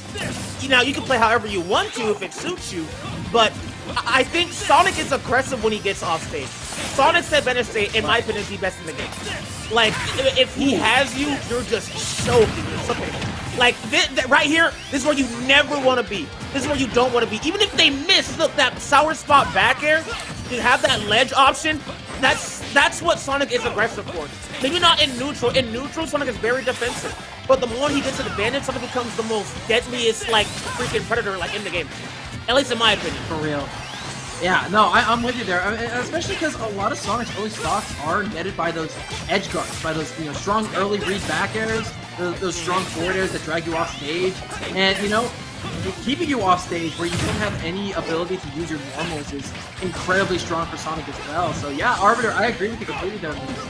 And Zekrom's movement is so good. I just saw the blend on the platform just to avoid getting hit by the axe, and good forward, they're gonna yeet that nigga out of there. I love that throw animation, by the way. Just, my man does a spin and is like, boy, get your ass. Oh, wow, what a read with that grab. Maybe turn to see a bit more grabs? Is that the play? Oh, we saw the chain. If your opponent's grabs, you're not taking damage, and you are only dealing damage. Yep. And, bro, right now, Yuri is just... I'll say this. I like how Yuri's game plan never changes. it's like I'm gonna just keep throwing it out. I'm not gonna overextend or do anything stupid. I'm gonna just keep throwing them, and if it works, cool. If it doesn't, there's always game 3, right? Oh, you're dead. No, okay, the plan itself doesn't change, but the execution does. Because, you know, what height is the cross? Yep. What angle is the axe coming out? Where do they throw out the holy water? Oh, by the power of Christ? By the power of Christ, That's can't what be I'm doing saying, that. dog. Uh-oh. Fight that by the demon, power bro. of Christ? Okay. That talking hedgehog needs to go. That outta here. That hedgehog is from hell. That hedgehog is the devil. Okay, back here, hold on. Maybe we're making a Index is the comeback. devil. Uh-oh, back row's dead. Dude. Zekrom 2-1 right now over Yuri. Yuri looks at a loss frequently, especially when they lose stocks early. That's what I'm saying, man. And I don't know why am I enjoying watching Sonic today? Like, usually It's just one of those days. it might be one of those off days where I'm like, you know, this actually isn't that bad. This is actually kind of fun to watch. This is actually, I'm genuinely enjoying this shit. But hey, we're on a game 4, right? Yep, game number 4. If Zekrom Amaterasu is able to close this one out, that's the set, and they advance into Winners Finals. You heard me right, Winners Finals to play against B-Rice, number 8 on the Arizona Power Rankings. Ooh, that's gonna be fun. And I can't wait to see one more game of B-Rice, because they're just so freaking fun to watch, man. I love watching B-Rice play. But we gotta get through this set first, and who knows, maybe Yuri can make a 2-0, a reverse 2-0. They do have one game on their belt, but Zekrom just needs one more. That was sick. Oh, they're gonna drop that ninja layer, though. That's so unfortunate. I'm gonna be real with you. I think Yuri has the tools to do it. I also think they have the mentality to do it too, because Yuri rarely gets rattled in any situation, even when they are at a place where they could be losing shortly. So, frankly, I'm inclined to believe that Yuri can do it, but Zekrom is playing so well tonight with their movement and their ability to lead things, put their opponent in bad situations. And you're seeing the evidence of that right there with that first stock from Zekrom. Dictating the pace a minute into the match. Oh, no. And Oh, going no. low. Oh. Getting another stock early with 1 hit, 0 to death. No. Dude, that is so unfortunate if you're Yuri. Zach, you know Zekrom's like, yeah, nigga. Yeah. Oh, no. Yo, Yuri, I love you, bro. You're getting dissected right now. Look at me, Yuri. It's gonna be all right. Just look at me. Just look at me, Yuri. It's gonna be all right. It's gonna be all right. I'm not cutting you out. It's just you, like, you know how they say you got a mountain to climb, bro? You playing Celeste right now, nigga. So, good luck. Playing Celeste B-side, bro. Yep. Good luck. You have a good one. I'm not unbelieving, but it's gonna be hard. It's this shit. I feel like we're at the bedside table of someone holding their hands as the light comes from their eyes. Yeah, and there it is, a 3-stock from Zekrom. Gotta unplug it eventually, 3-1 victory. Yep, you gotta unplug it. And Zekrom has been playing so strongly. They've been playing so well today. Good on her, bro. Good on. You love to see it. You love to see it. She's playing her heart out today. Yeah, she is so sick. You know, I rarely see Zekrom play this amazingly. You know, it's been 3 weeks, I think, plus since I've casted one of these. And, you know, it's good to see Zekrom back and in a completely new form. I've never seen her play this well, but, you know, somehow, somewhere in there, she figured out what her core game plan is and then decided, you know, I'm going to get really good movement on top of that. I'm going to force you off stage. I'm going to hit you by making you have no options when I have a ton of options. And, dude, she is playing. It's a career night for her tonight. She's guaranteed top 3 at Pure Smash tonight. And she could go even further if she gets a win on B-Rice in Winners Finals. That's freaking amazing, man. Nah! Okay. Well, that's so unfortunate coming on from Yuri. But hey, you know what, guys? I do have to go, unfortunately. But we're gonna have someone who is way better than me. We're gonna have the GOAT, the homie Afro among few. Did I say Afro among few? I get the joke. Just Fro? All right. Fro, all right, I just wanted to make sure I get his tag right. We're gonna have my boy Fro coming in. That's my guy. I got to meet him at Port Priority. He's just this big, lovable bear, and he's godlike. I love him. And yo, Madafu, I'm sorry, bro. I'm just getting off, man. I'm unfortunately just getting off, but guys, gonna have the Ghost Layered and a Fro going on. This bracket has been a lot of fun. Thank you so much for Pure Smash. I hope to see you guys next week. I want to do these a lot more. But until then, this is your boy Arbiter Skyward signing off, and I'll see you guys next time. Peace out, you guys. Yeah, after the break, don't go nowhere. Stick around. We got winners finals coming up next. Zekrom versus B-Rice.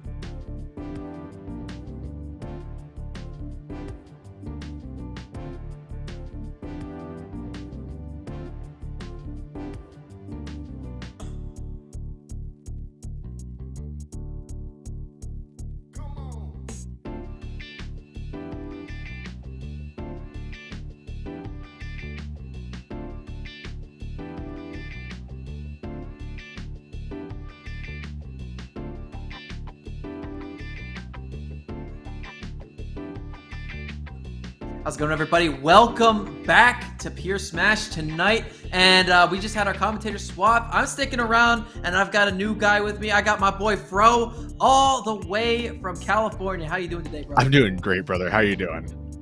I'm doing so well, man. It's great to be back on mic with you. It's been a couple, but man, I am happy that you're here back with us. Yeah, I'm happy to get back into the groove of things. Happy to see some Smash Ultimate action. And as always, happy to be locked and loaded right here on Pure Smash every Wednesday night on the SAK Gaming Twitch channel. Thank you all, everyone in chat, for joining us this evening. And if you're a lurker, if you're a first-time watcher, if you're just like, I don't know, just randomly fiending for some Smash Ultimate content on Twitch and happen to stumble across the channel, please drop a follow, help out, support SAK Gaming and all their efforts to bring the best and brightest of Arizona to you in your home every time. And speaking of the best and the brightest, we have winners finals up next. It's going to be between B-Rice and Zekrom Amaterasu. But first, lose of course. Never mind. I'm waiting for that till No. later. You see, Laird, you were so focused on talking about this next really important announcement for everybody that might not have heard it yet. Yeah, I was ripping and ripping for it, actually. I was trying to transition naturally, but that got harshed up. So anyway, we got Hitoikun and Curbstarry, but first, I gotta talk to you guys about Surge. That's coming up this weekend, this Saturday, and it is eligible for high school and college students only. Let's go. You know, if you're one of the young guns, the lifeblood of our community, and you want an opportunity to put yourself out there for a potential university to see, or if you're representing a university and gatekeeping some of the youngins, this is a great place to be. $600 in prizes at Phoenix College, only $5 to enter, and you can just walk in and enter too. You don't need to sign up ahead of time unless you want to, in which case you can do that as well. So, hey man, it's a great opportunity to get some new blood out there. Yeah, big fun single day tournament for students to enjoy. Having worked some events recently that were geared towards, specific backgrounds, in my experience, it was coworkers for an event. It's always fun seeing folks come out when it's like, oh, I get to play like folks from around fellow universities, like my cohort. That's cool. But there's also a little element of like, I don't want to get sunned by like by high school sophomore. Like, I gotta be ready for that. But then again, pub stomping is hilarious. Yeah. So, if you think about it through that lens, you're gonna have a good time. Speaking of having a good time, so, I think our players are ready to get right back into this. Let's go. See, that was a smooth transition. So tonight, we've been seeing an unorthodox character pick from Hitoikun. They've been trying to represent the Terry Bogard community this evening. And I love this dude. He is great. And Hitoikun clearly trying to pick up a secondary for some of his weaker matchups with BDB. But, it's been looking clean tonight. It actually gave B-Rice a run for their money a little bit ago. Yeah. But, this character is really bad off stage, and Arizona loves to smother people in the corner. No, and if you want to play a character that can kind of take advantage of just like over-aggressive mashing, Terry is your man. Just jab strings, a lot of really good get-off-me options. That uppie is so deadly and just really hard to navigate around. And right now, it looks like Curbstarry has really been like taking the lead and setting the pace so far. Oh my gosh. Yeah, but again, a lead is nothing when there's Ghost Sauce, and that's the second Buster Wolf that has whiffed and resulted in a punish for Hitoikun tonight. A little bit earlier, we saw something similar versus B-Rice, and Hitoikun got punished for a stock. Fortunately for them, they're still living for a little bit at least, but they weren't able to get a single hit with the Ghost Sauce. They threw out 3 attacks. Not one of them hit their mark. No, instead, Hitoikun got yeeted. You don't necessarily think about Ivysaur as having like kill throws, but the character's grab game is actually really good. Like Ivysaur feels like, as Hitoikun takes one in the face, Ivysaur feels like one of the more like relatively solid off-zoner characters where it's like you can see where the character kind of struggles by virtue of the character's floatiness. But even then, despite not having necessarily quite the busted toolkit, Ivy is really strong. Yeah. This might be a hot take. I feel like Terry is one of the weaker FGC characters in this Pokemon trainer matchup. Because, Kazuya's got super armor. They can go through some of the more annoying shenanigans that Ivysaur can throw out. And the Ryu and Ken, their main opportunity or their main focus is to put you into hit stun and keep you there and make you have to air dodge, and then they punish you even further. Well, that Terry is all about getting a starter into a combo, and frankly, right now, the distance game that Curbstar is playing is making it difficult for Hitoiku to get anything significant. And the switch to Zard as Hitoiku is going to start playing a bit more aggressive to try to get back into this one, force options. Especially because I think Zard might be one of the characters in this game that doesn't get automatically grabbed by Buster Wolf and shields in time. So, yeah. So that might be a really key advantage here, especially as, oh, look at that. That Bird Knuckle is just trying to key in on particular leg recovery option. And, oh my gosh, Curbstar! Oh, I think that was supposed to be down smash to set up the tech chase read. It just didn't quite land. Yeah, I don't know. And there's the that was a mistake. Up air to take it stock. Then again, Squirtle is tied for the third lightest character in the game with Mr. Game & Watch, so not difficult to see why that was able to kill, even on Terry's up air. But here's the problem. Now you got to land versus Ivysaur, and you know, the distance game that Ivysaur could bring, I talked about before, we're seeing a lot of that over-aggression that we were talking about Terry being good against, exhibiting from Hitoiku, which Ivysaur is really good against too. And Ivy did that work there as Hitoiku just was flummoxed, and now just get outspaced by the back air and not strong enough DI to survive that one. Just Curbstar riding that whip to victory. Look, the best Charizard in the world is from my region. His name is Bonk. And yes, I said best Charizard. Wait, did you mean Beast?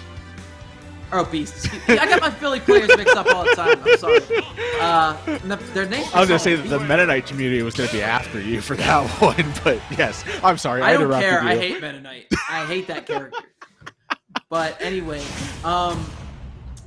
yeah, but you know, I have seen some shenanigans with that back air. If you can hit the sweet spot, you can kill somebody off stage at ridiculously early percentage, or on stage. That move is ridiculously strong. It does about 20% on that sweet spot, and also has significant knockback. Man, it just really feels like Hitoiku is like vexed with this punish game.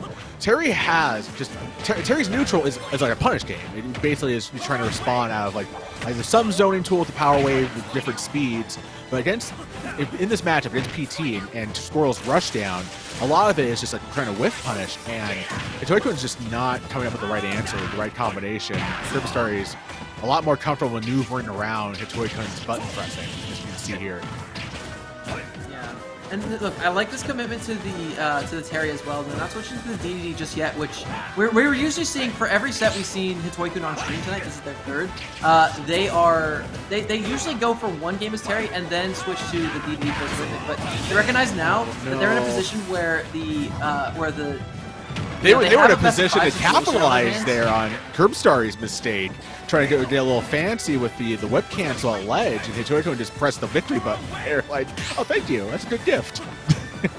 Yeah, and dude, he doesn't even have he has Ghost Sauce on now, but you know, with that stock being taken without Ghost Sauce on deck gives a lot of space to Hitoiku to actually start landing some of those crazy options. That lack of power geyser right there, almost coming in the fight. Hitoiku trying to stress this lead. Whoa, the crack shoot. Okay. What a jump read. That was so good. So smart. Crack shoot to catch the out of shield jump. That's amazing. And he catches the switch with the Buster Wolf. Oh, and trying to keep going for another button press win there with the Burn Knuckle and the Power Geyser, but Curbstar just enough patience to avoid it. What? Oh, that's not fair. Yeah, Hitoiku burnt their jump to get out a hit stun, but they didn't use a down B or a side B to make it back to stage. Yeah. So they didn't have enough space for the up B to come up. But man, those down tilts into the burn knuckles are so devastating at these percents, especially this close to the corner. If they can hit another one of those, that could be a stock. No, I feel like Curbstar has some matchup experience. He's busted out, or they've busted out some punishments for Terry at ledge with both Ivy and Zard that I've never seen come out before. So, but right now, Hitoiku, despite how that last stock ended, still kind of right in this lead. Get back the ledge. No jump. Yeah, and that's Curbstar taking a gift there and giving it a gift receipt, putting it back in the mail, and shipping it off to Hitoiku for a stock. Yeah, like a heat-seeking missile off stage. Very, very good from Curbstar. The punish game's clean. ET main. Oh, ooh. Yeah, and all of a sudden, Curbstar with a pretty strong lead in this match. Be careful though, because this is Terry and leads. Oh my gosh, I love that F smash read, but surprisingly, Curbstar was able to fast fall. Oh no! Oh, that was He disastrous. jumped and used his side B. All he had was the air dodge there, unless he would risk going high. But nah, that's unfortunate there. And Hitoikun might need to bring out the DDD because the Terry was working, bro. It was, but they just got a little bit too overambitious in a lot of situations. Crack shoot, and then you know what? I'm not gonna lie, like because you're so taught to keep your eye on your opponent. Sometimes weird little situations like that where you're trying to air dodge back to ledge, it feels like a giant mistake and miscalculation. But if Hitoikun was like trying to eye where Kirby Starry was, it's really an understandable kind of forced error. It's just a little unfortunate, For sure, dude. And hey, we are seeing a double character switch here in this game number 3. We're seeing the Curb Story Lucario coming out to deal with the DDD from Hitoikun. I wonder if there's like a player matchup change or counter pick, or if there's like some other story to Curb Story's Lucario. Do you know if Curb Story played Lucario in Smash 4? I don't know. I know very little about this player. I think the big thing is that, probably something similar to what we were seeing with the Terry earlier, where, they were like, okay, I want to work on my secondary, especially because it's a smaller bracket tonight. I think that's kind of the thought process behind both these players playing new characters other than their mains.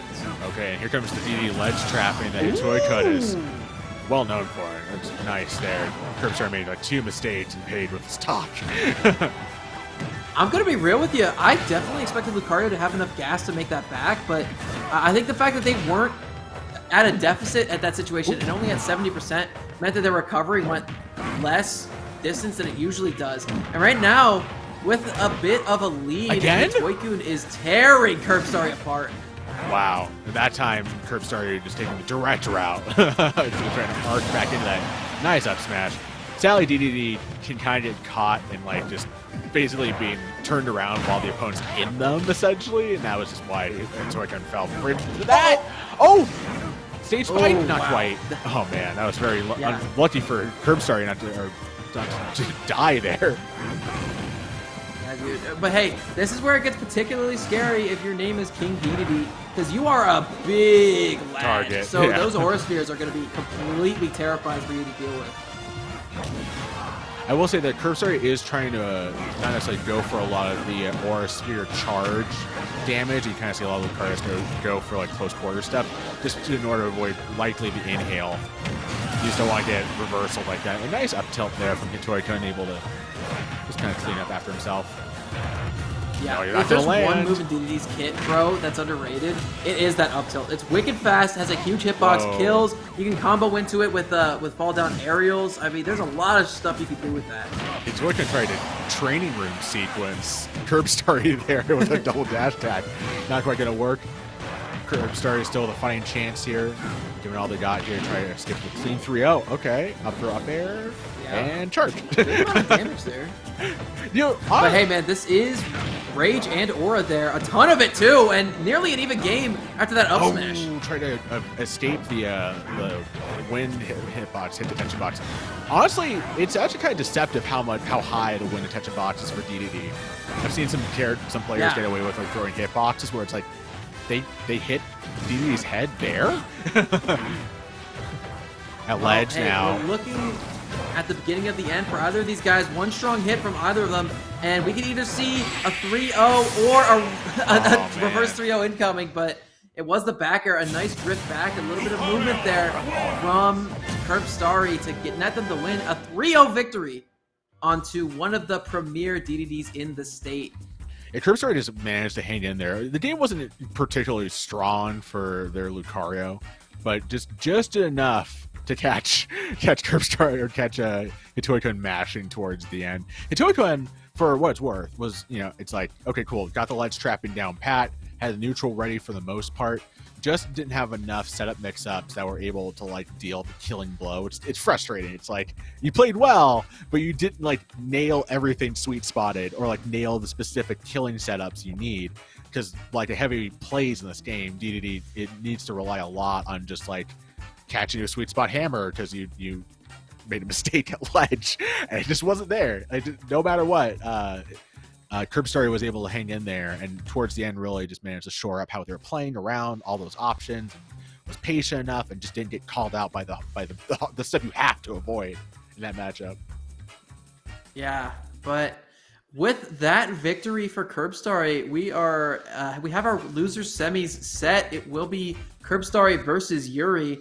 I'm pretty sure we're gonna go to winners finals first. That sounds the plan. I and think. Then we're probably gonna play it out through losers. But that is B-Rice versus Zekrom Amaterasu in winners finals that we're gonna be seeing. And this is an interesting set, because we never see Zekrom get this far in bracket. She's having herself a career night. Yeah. And then again, B-Rice. I mean, what else is there to say? Possibly the best Isabelle in the world. Yeah. Ranked number 8 in the state of Arizona in the previous season. So there's a lot to say about the implications of this matchup. Oh, we've definitely seen B-Rice styling on people tonight. So, full disclosure, Zekrom and I both mod Charlie DeKeen's Twitch channel. So it's funny. Like, oh, yay, friend time. Interesting. Yeah.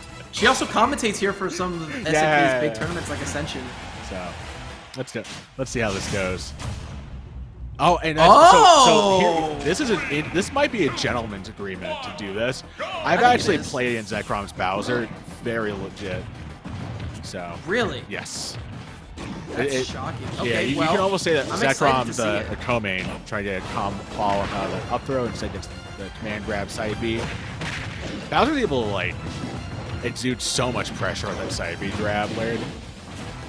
Oh, for sure. I mean, you're terrified to shield constantly, and if they hit you with it, it's a frame 6 option, which is pretty fast as a whole. Did you see B-Rice go for it does like 20 damage. Did you see B-Rice go for the down B out of the up throw setup? I don't see DKs do that much. That was wild to me. Yeah, I don't either. I think B-Rice is just trying to play for the people tonight, you know? Nair fair. You've given yourself a top 3 placement, and, you know, you're playing the Donkey Kong. You might as well have a good time with it. I've definitely seen B-Rice have a little bit of fun in bracket before. I want to say the last time I commentated their set, they and their opponent went randoms. So, kind of normal. Okay, that Nair's going to put B-Rice in a really bad spot. Zekrom not able to capitalize immediately. B-Rice swinging on both sides of that down smash.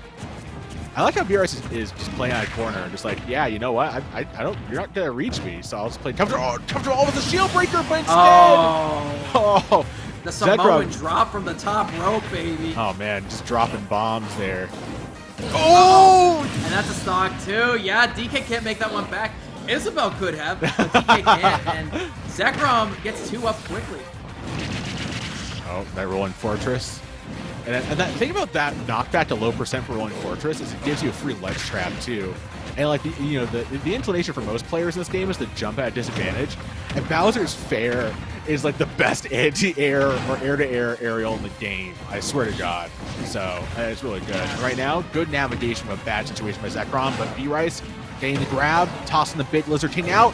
Fair. Oh my gosh, that was so close, but too low for Zekrom. That air dodge just enough frames to make it just unrealistic to get back to ledge.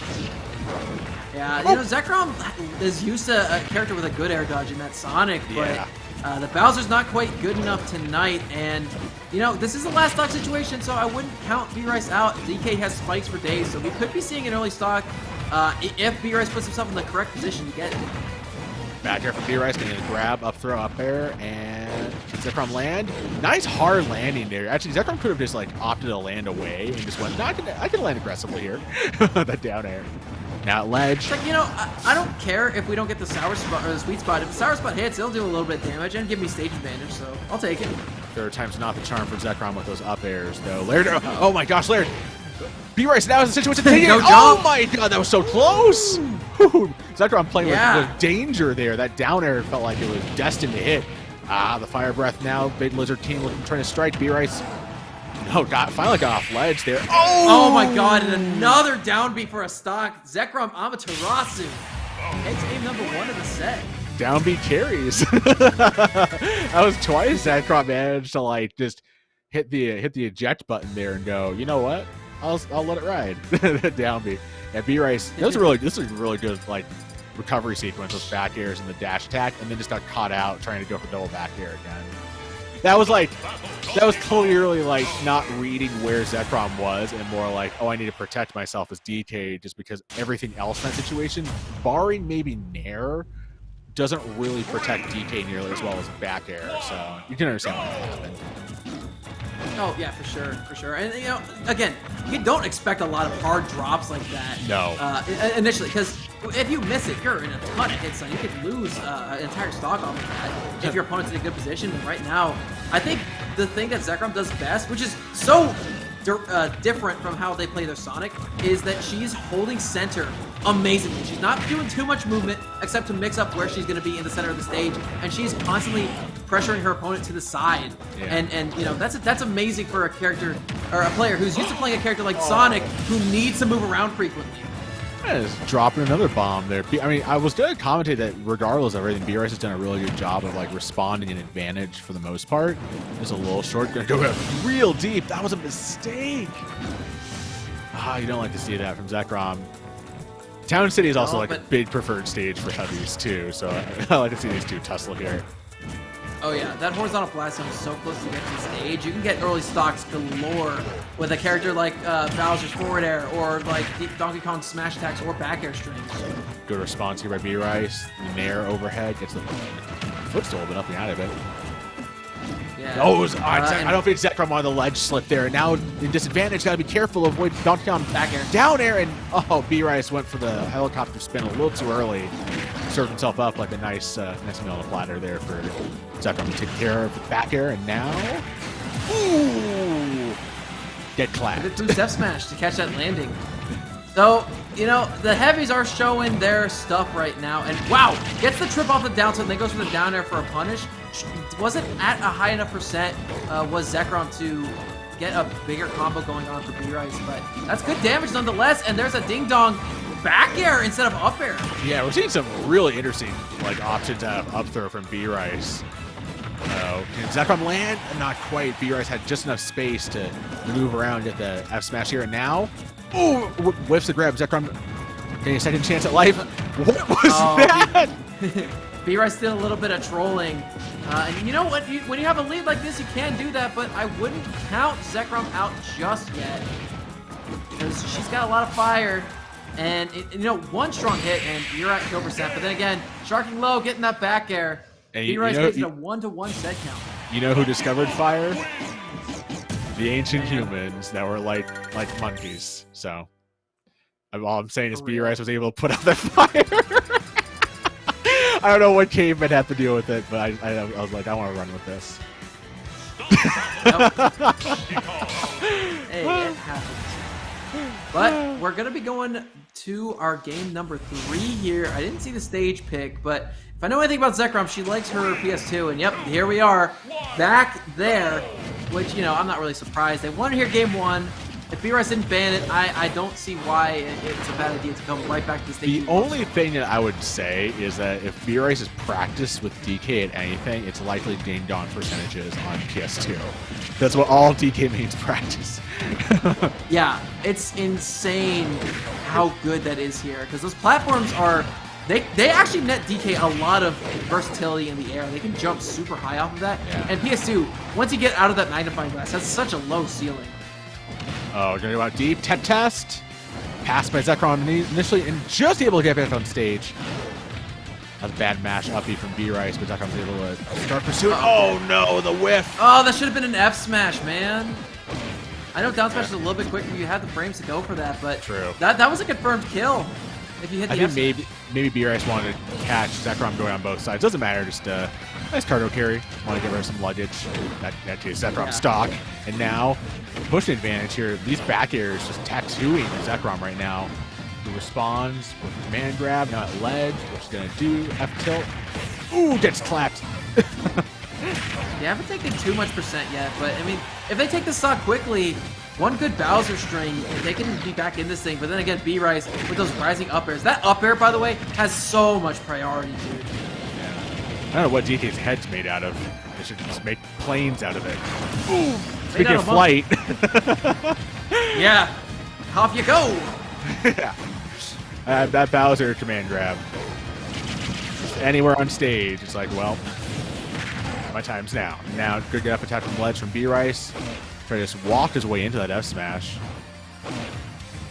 B-Rice doing a little bit of trolling, just, you know, playing with Zekrom, making sure Zekrom knows that, okay, I'm the one who needs to approach here. B-Rice is going to just hold his ground and take away as much of mine as they possibly can. Well, if you're like if you're like a mid-level player, you should take note of how B-Rice is using these somersaults. A lot of players ignore the fact that you have that jump movement option, just empty somersaulting behind you, almost in place. Zekrom now, though, trying to punish the landing, doesn't quite connect. Oh, B-Rice is stuck in the end leg, but Zekrom doesn't advance! Dude, B-Rice is playing much too passively right now. I think they're trying to do their trolling, and you know they're able to get a stock out of it, but they took so much percent. That's not going to be gone from Zekrom a long time ago. So B-Rice is just playing with their food. Oh my gosh. Oh, just enough knockback on the, or enough splash zone on that down air, and B-Rice going for the Twitter clip right now.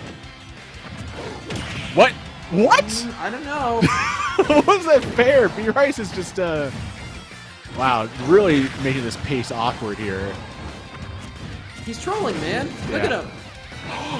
Oh, see, now he knows how to deal with that spot dodge. Yeah. All you gotta do is spot dodge or air dodge through it. It's not as scary as it looks.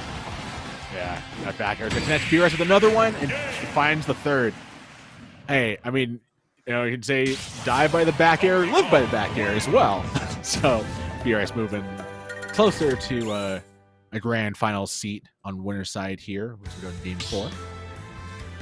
Yeah, and look, we know that B-Rice is looking for that step win right now, and they have enough of a mental that they know what Zekrom kind of wants at this point. Something I've been confused about is the lack of uppies out of shield from Zekrom. That's a good which point. is one of Bowser's best options on the ground. But I feel like B-Rice has just been baiting them out, and Zekrom hasn't been biting on them. I think part of it is that B-Rice did such a good job with back air that maybe Zekrom's worried about, like, B-Rice just buffering jump and then just being able to glide over it. Ooh. Well, she has much better resolve than I do because I'd be pressing that button non-stop. Speaking of pressing buttons, B-Rice just finding a lot of wins here out of that F smash.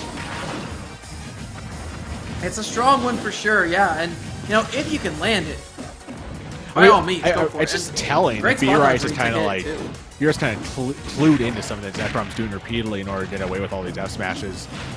Oh, the re-grab, too.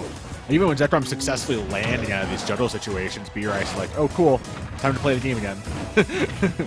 Yeah. I've been seeing Zekrom avoiding some of the follow-ups out of those up throws, but then B-Rice just fastballs, hits the ground quickly, and is able to get a punishment out very soon. Oh, I can't believe the game didn't reward that up smash call out. Dang. Zekrom a little unlucky there. Trying to press the issue here. Get on the board. Oh, B-Rice pressing too many buttons. Uh-oh. Oh, good mash, but an air dodge no. smash as well. I think Zekrom saw that they came out of the hands and were expecting to hit the wall. So they went for the air dodge, but they buffered it, and they weren't able to make it back to ledge because of that. Yeah, I mean, either... Oh, no. Oh, no. Okay, not like that, thank God. I mean, either way, whether or not Zekrom was trying to buffer in case B-Rice pulled the trigger on the throw early enough to tech, either way, it's just bad news. Oh my gosh, the call-outs after call-outs! B-Rice trying to send a message! Whew. Oh my gosh, dude. There's a B-reverse flamethrower, or fire breath from Zekrom. Zekrom's trying to fight back into this thing, but man, the combos, the damage, it's just stacking up a little bit too hard. Yeah, B-Rice's movement. B-Rice. Nice safe landing, back here, man, it's right out of Zekrom's clutches every time, Laird. That's gotta be so tilting. Sometimes whenever your opponent lands close to you, but his spacing so low, you have time to shield that! Oh my gosh. Oh, dead. Zekrom's gonna lose the game because she actually went for a serious punish. That's so sad. That was like, I feel like that was like a Wi-Fi punish. Like that'll work just because on Wi-Fi, I mean, you're gonna see Zekrom just go for it all with that S smash right here. Just not enough time. Well, look, Zekrom is formerly a Wi-Fi player, so yeah, I'm not too surprised about that. But hey, that was a fun little winners finals, possibly a grand finals preview. Oh, totally. From those players, especially if Zekrom decides to bust out the Sonic again. Yeah, but there is an angry Belmont player in the losers bracket named Yuri, who sees an opportunity to seize revenge here after being against Zekrom Amaterasu earlier in winners semifinals, where they actually ended up losing 3-1 in favor of Zekrom. So, you know, they have Curbstar in their way in losers semis first, but if they win this, they get the run back versus Zekrom. Which one do you think would do better against Belmont, in your opinion, between PT and Lucario? Because I actually feel like that question might be... PT. You're just going to immediately say PT, even though there's like the possibility of being able to use the fact that Belmonts have to work so hard for their kills that Lucario gets a lot of aura over time. I'm just putting that out there. Not enough. I know. I really don't. Or think it just so. does not benefit Lucario enough to even make that question. I kind of get it, but I wanted to amuse myself with that question. And it seems like Curbstar agrees with you 1,000%. Yeah, I'm gonna be real with you. I don't think you want to opt for somebody who isn't your main against a player like Yuri. Yuri, good point, is really damn good at this video game. One of the best Belmonts I've ever seen. Definitely number 2 Belmont in the state behind Astatil, but that gap consistently has been getting closer in recent weeks, and I've been seeing Yuri start to come to fruition here. But I do agree with what you're saying. Lucario definitely has a better way to get out of disadvantage here, and Belmonts do have to work for some of their kills that they get, but then again, Lucario just kind of gets stopped by a lot of what Belmonts like to do, and that's really good spacing tools. And, you know, Pokemon Trainer has, I think, a better time approaching than Lucario does. I think that's why we're seeing Squirtle be the option here, other than the other Pokemon. Yeah, right now you're doing a really good job here of just mitigating a lot of what makes Squirtle so successful. Excellent option coverage there. Just crushing Kirby Star between the cross and the act. Going off stage, though. Wow, that was actually really risky from Yuri. Yeah, dude, it was. Yuri is a risk taker, but he's completely lost stage control because of comes it. to their detriment. Oh, good call out by Kirby Star. Very, very much on point. Zard's out. Look, the F Smash at the ledge is one of the best options, best kill options in the game, honestly. It's reminiscent of Sonic's, where the move is obscenely big, a lot bigger than it needs to be, and it's incredibly safe if you space it well. Well, it's also it is a strong move too. It's also assisted by the fact that Ivysaur has such excellent jump from ledge callouts between Nair, Razor Leaf, and up Vine Whip. Like, it's just hard. You just get psyched out. Right. Honestly, for a character with a not amazing projectile, Ivysaur's got some schmicks when they're at the ledge. Was that landing up air from Kirby Star Zard? That was so cool. That didn't materialize much. I think it was, but, yeah, into Nair. Yeah. And there you go, Yuri just able to finally just kind of win the trade of slobber knockers and get the clean up on aisle 5. Right. And look, we're starting to see Yuri come to life, hitting those angles really nicely with the aerials, you know, angling it down perfectly, getting a drag down into a combo, and was looking to get a punish off of the switch, but just barely a little bit too early for that one, bro. He was trying to avoid the axe, had to respect the axe, and that gave Yuri the window to get in there with that back air. Just picture perfect placement. Oh no! Oh, he. Man, that's unfortunate. Oh man, that was a mistake. Yeah, I agree with you there, mate. We started trying to. Oh, we were what? I was gonna say it's an even game, and you know, Curbstar is starting to turn on the Jets a little bit here too. Definitely didn't like how much of an advantage that stock being taken from Yuri actually gave Yuri, but Curbstar, yeah, Charizard stop out that recovery, and we're seeing Curbstar up 1-0 in the set. That was a triple Pokemon ledge trap there between the water gun, the Vine Whip out there briefly. Yeah. Again, F Smash again leading the way to victory for Curbstar. I feel like Yuri's gonna have to figure out like some way to navigate around that, or like at the very least start to mix up some recovery timings. It's hard because Ivysaur is pressure at ledge, but gotta see Yuri tries to do something different. Just because just from the momentum perspective, like after that SD, it was like all Kirby Starry. So for real, dude. And we're going to Smashville, which I think, you know, personally, Yuri's best stage. But then again, Pokemon Trainer likes Trainer loves this stage. That's why I'm a little confused. Yeah. I feel like I'm not confused because when Yuri's an advantage here, bro, there are few better. There are few people who are better at using that middle platform as a defensive and offensive tool than Yuri is. But then again, Pokemon Trainer takes up a lot of space on this stage as a whole, so I could definitely see their benefits here as well. Nice down tilt. There was a recovery there just a moment ago. The curb star he pulled off while using Squirtle up B. That was really, really good. It was a really good path. Uh-oh. Down air to set up anything? Whew. And curb star not immediately punished for aggressively landing on ledge, using the withdraw there to push Yuri back. And we're looking at some up air potential here, but no, the up B is going to be the option to take the stock as well. Obscenely strong move, bro. And like the combo potential out of that Ivysaur throw is berserk. Oh, he whiffed!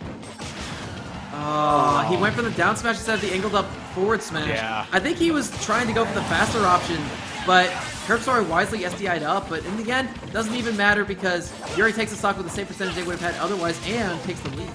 That was very almost close to being disastrous for Curbstar, but able to just get past Yuri briefly. Now we're kind of back on stage.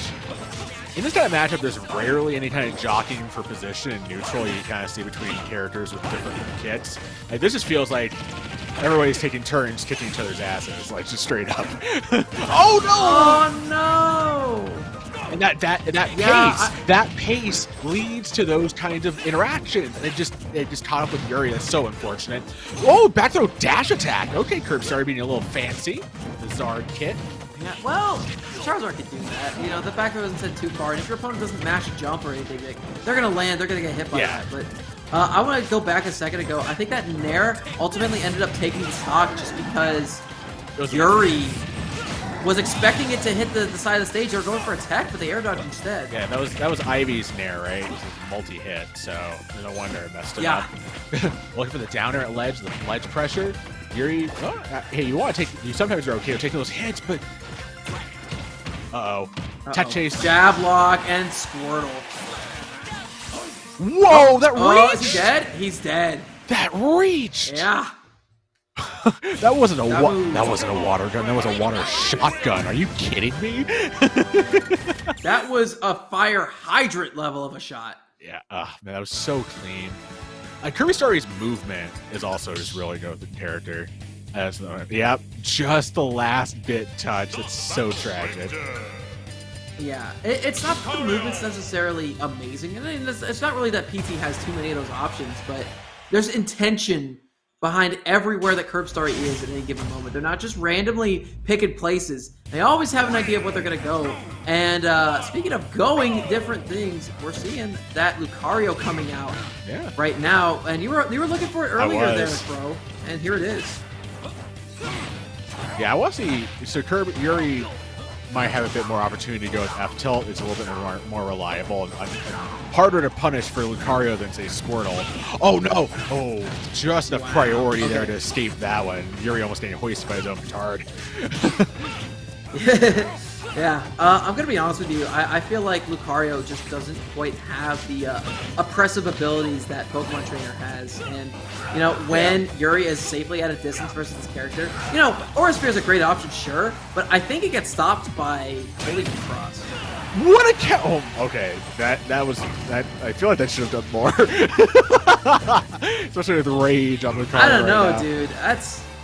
That might be something to keep in mind for Yuri, because now Yuri's scared to go for reads like that in the future, but that back air is going to be taking the first stock. Lucario, very light character, you know, contrary to what you might expect. I mean, the character is based on Mewtwo, so it being lighter than expected does kind of track. I was going to say that almost the game tried to, like, prove your point completely earlier by the fact that Yuri was able to, like, easily reversal one of the only combo sequences Kirby Star has been able to get so far in this game with Lucario. But hey, callouts work universally across the cast, and Kirby Star able to capitalize right there.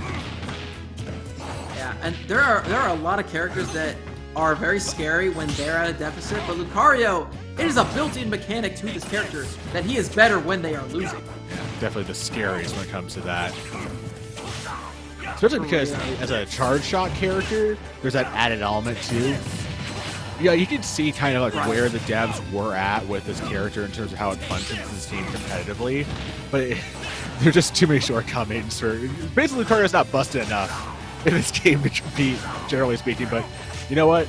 Kudos to Curbstory for trying it out and see what we can make out of it here in this tough for most characters matchup. Nobody likes playing against the Belmonts. Yuri's got a really good command of the character's kit. We're seeing a lot more F-tilts come out, and now... Ooh! That was so smart there from Yuri. Sorry, not Yuri. Curbstory. Curbstory dropped the Holy Water right on the edge and actually sent it down further so that it was going to clip Yuri whenever they were trying to recover with that tether. It was smart. Yuri has the lead again, but I feel like at 150%, not only do you have really strong aura, you also have rage, but then again, Yuri putting a lid over that pot, and you know, it might boil over later, but for right now, the fire is quelled, and this is Curbstory on their last stock. Every time the Belmonts get a kill confirm, except for like the big strikes. Oh no! That was a bad angle that Yuri got sent at. But every time the Belmonts did a kill confirm, it's like a Rube Goldberg machine. It's like, oh, that's a really complicated way to get the same simple thing to happen. That's what's fun. I like the Belmonts. You know, I don't get that reference. Oh, I'll tell you later. That's beyond my generation. Okay. Oh. So I'm gonna have to eat my words a little bit here. I thought Cross was gonna stop Aurasphere because Aurasphere has very low projectile health. Not so. At a high enough percentage, the Aurasphere is gonna go right through. Oh, but this ledge trap from Yuri is looking very strong. Yuri's in the pocket. This is exactly where you want to be for Yuri right now. And the forward throw gonna kill? No, just close enough. Oh, I love that. Such a creative recovery. But then again, down tilt one to force the check chase, and then reading a roll behind with the down smash. Good play there from Yuri. You never have to ask. They're giving themselves some much needed life. You never have to ask a Belmont main if they're ready, because they're always ready to just unload on those down smashes. It's really fun because like everyone's like, oh man, I have to be so used to like all these projectiles and stuff. Whereas it feels like all the Belmont mains really want to like finish off people with like the big hit, forward throw, or down smash, up smash. So it's like, oh, let me play the game the way I want to play it. But real quick, I was going to tell you, Rube Goldberg was this inventor who would always make these machines that would do like really simple things, but they would take like 18 different steps to do it. So it'd be like a bunch of marbles, kicking a foot down, knocking over a football onto a coffee table, spilling it somewhere. You've definitely seen a Rube Goldberg machine on like some kind of video, but just didn't know that that's kind of what it's called. Yeah, I didn't know the terminology. I mean, there was something like that in Back to the Future. Yes. So, yeah. I'm familiar with the concept. Yeah. I'll tell you that much. Speaking of being familiar, we are back on that Pokemon trainer-ish, because Kirby was like, yeah, you know what? Lucario is fun, but so's winning. Yeah, but we're on Battlefield here, and this is actually one of the Belmont's best stages. I've heard arguments making it the best. Yeah. Because you just get a lot more out of Axe, I feel like. Oh, and down air confirms! Oh, trying to triple dip! The fourth dip! No, good deal. Look, there's that, but the ability of Belmont to shark and ledge trap on Battlefield is profound. Because they can cover approaches from above just by hanging out underneath that platform, and they can also just ledge trap. So if you're off stage, you're going to have a hell of a time getting back. Holy Water's out. Oh my gosh, Kirby started with the wherewithal to nair shield all the way through that. Good recovery by Yuri, just immediately on it. Yep. And we're looking for that stock. There it is, yes. Curbstory down for another instance of this match, and the Charizard is coming out. I'm pretty sure Curbstory is like, okay, I need this kill now, or this will get out of hand quickly. Here's the problem, though. Charizard is not as evasive as Squirtle is, or Ivysaur for that matter. So if they get hit once, they have a really hard time getting out of it. And, you know, the stock is taken, but 40% was accrued in the process. Oh, for sure. But that's still something that Curbstory is willing to live with. Well, as long as they're able to get another chance to get back into this one. Can you get back to ledge now? Oh, not... Wow, that was actually really fortunate timing for Curbstory. Up throw, up air, and now Yuri finding a way to land, which is good. Using the grounded down tilt to push Curbstory to ledge, and now trying to set up. We're looking at an attempt to hit those landing axes or those holy crosses, but Curbstory is constantly at the door, but nobody's actually home. And yeah, there it is. No DI can save you when you are that high up. The uppy is going to kill. And Curbstar is on their last stock, but they need to take this one quickly. And, you know, they do have Yuri off stage and a potential ledge trap too, but no dice. Yuri still in the corner. Yeah, Curbstar went for the harder read on that. Curbstar went for the harder read on the ledge trap. If they just waited a fraction, they would be able to probably go for down air in that situation. A little hasty. Nair as shield. Whoa, whoa! Parry response. Yeah, we're getting to that time where it gets really scary for Curbstar. Yes. Well. You Yeah, called it. Okay. Well, it's not scary anymore. We're going to game 5. That's like that feeling when you're watching a horror movie and you're like, I'm dreading something. We're probably getting a jump scare, and you're like preparing yourself for the jump scare. It's like, blah! It's right there.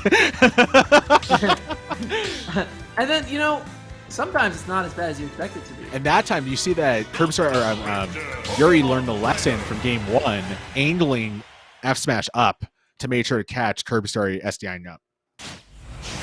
Yeah. No, good play. Yeah, because earlier they recognized that they missed the down smash, and they were like, oh, Curbstar is just going to do that again. So Yuri taking a long road to get to where they are now, but hey, look, they are here. They didn't get 3-0'd, and they're playing amazingly thus far. They're able to make it back to stage after that insane combo, but Curbstar is just keeping the pressure alive. Yeah, I'm not surprised we went back to PS2. Curbstar struggled to land at all whenever Yuri popped them up on that battlefield choice. And now look at this. Curbstar with some excellent ledge trapping with Squirtle. I'm not used to seeing that. Hey, look, keeping a Belmont off stage is the way to beat them. They have very few options when they're in that cornered position to make it back.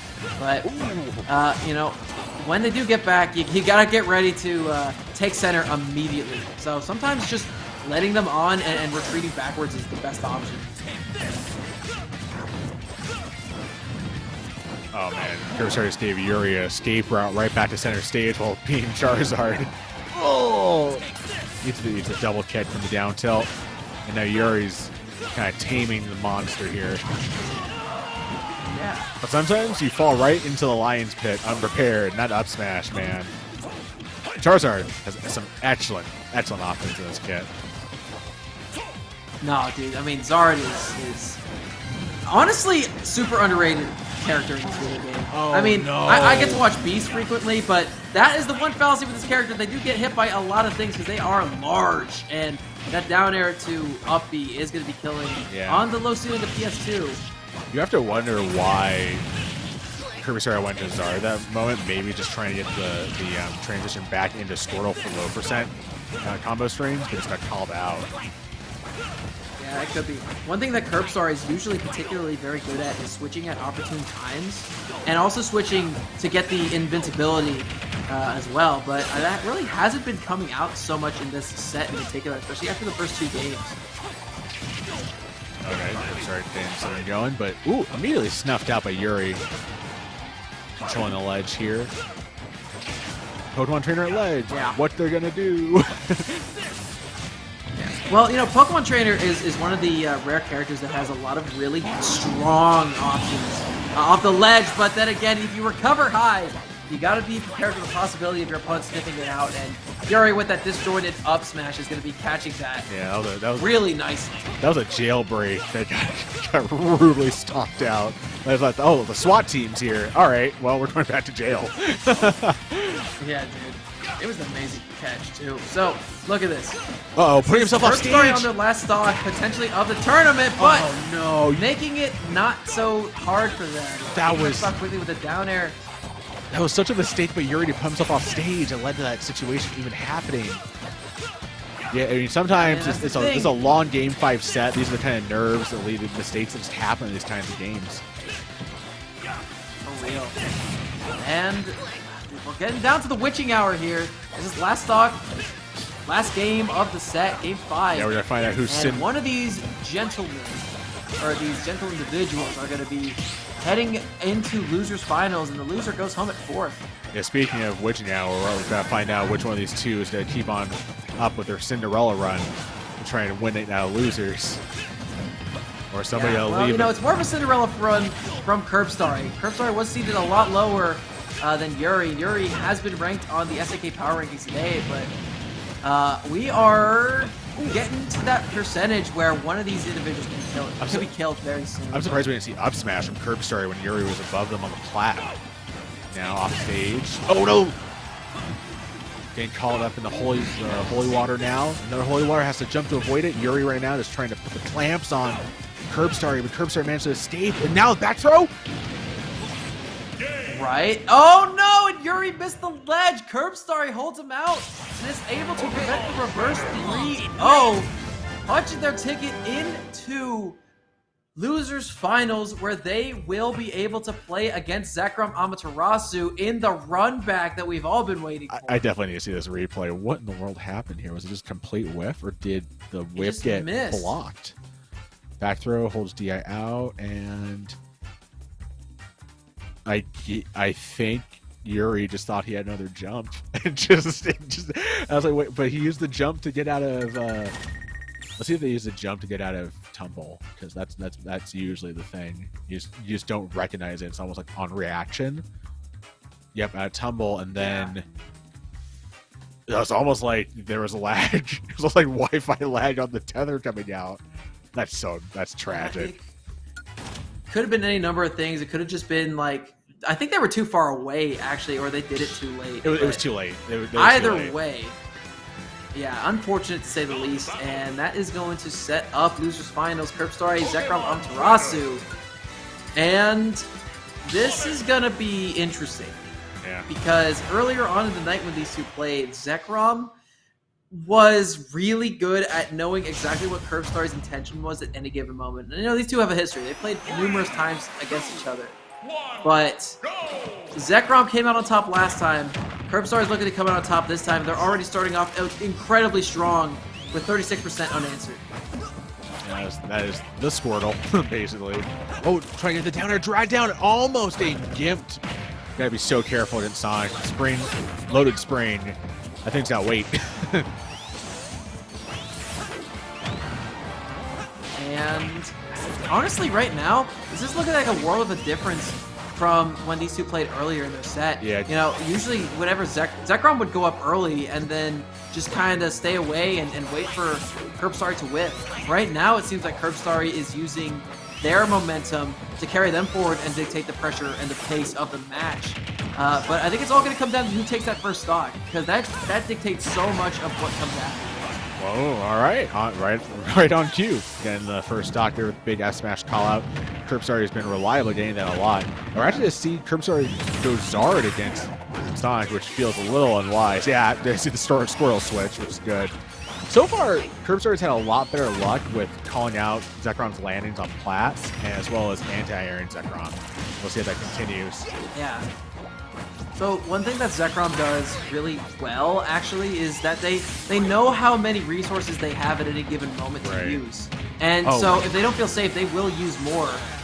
But the thing is, when they can't use any more, not a lot of people are very good at punishing their landing, except for Curb Story. Curb Story is frequently in the know to where Zekrom's going to land, and they are so good at applying that pressure the second Zekrom lands. Oh, and what a catch. That up air is so dangerous. You just cannot be near Ivysaur. It's almost like I have like caution cones around this Pokemon whenever he's airborne. Right, dude. Excellent movement you know, there, too. We're talking about earlier how scary Sonic is whenever you're off stage, because they can provide a lot of good pressure with, early backer kills. I didn't fart, I just moved my choke. And you know, that's terrifying for a lot of characters who have slower airspeed, but Curb Story's doing a good job of just weaving around those scary options and coming on top in a lot of those situations. Yeah, you're seeing, getting stage control back. You're seeing Curb Story do a lot of drift back away to avoid a lot of Zekrom's follow-ups whenever Zekrom actually manages to land a hit. Look at that, just immediately taking the game back by the scruff of the neck with that back throw. In disadvantage slightly. Nice parry, looks for Nair to follow up. You can see Zekrom just can't seem to get like the ball rolling here on any of like Sonic's punish sequences. Yeah, hasn't even taken a stock yet here, and I think that's just because Zekrom is out of pace. Oh Her pace my god! Very good whenever she gets into it, but again, when Curb Story has a lead like that, they will not be afraid to go for those S-smashes. They catch the spin dash at a perfect time, get rid of the stock, and get rid of the game too. Knock, knock, nighty night. I mean, let's see how Curbstory sets up this F smash. Oh my gosh. You couldn't have, like, known any more that Zekrom was going to try and charge in aggressively if you're Kirby Story, unless you were, like, getting a direct feed from their brain. Like, that's just not fair.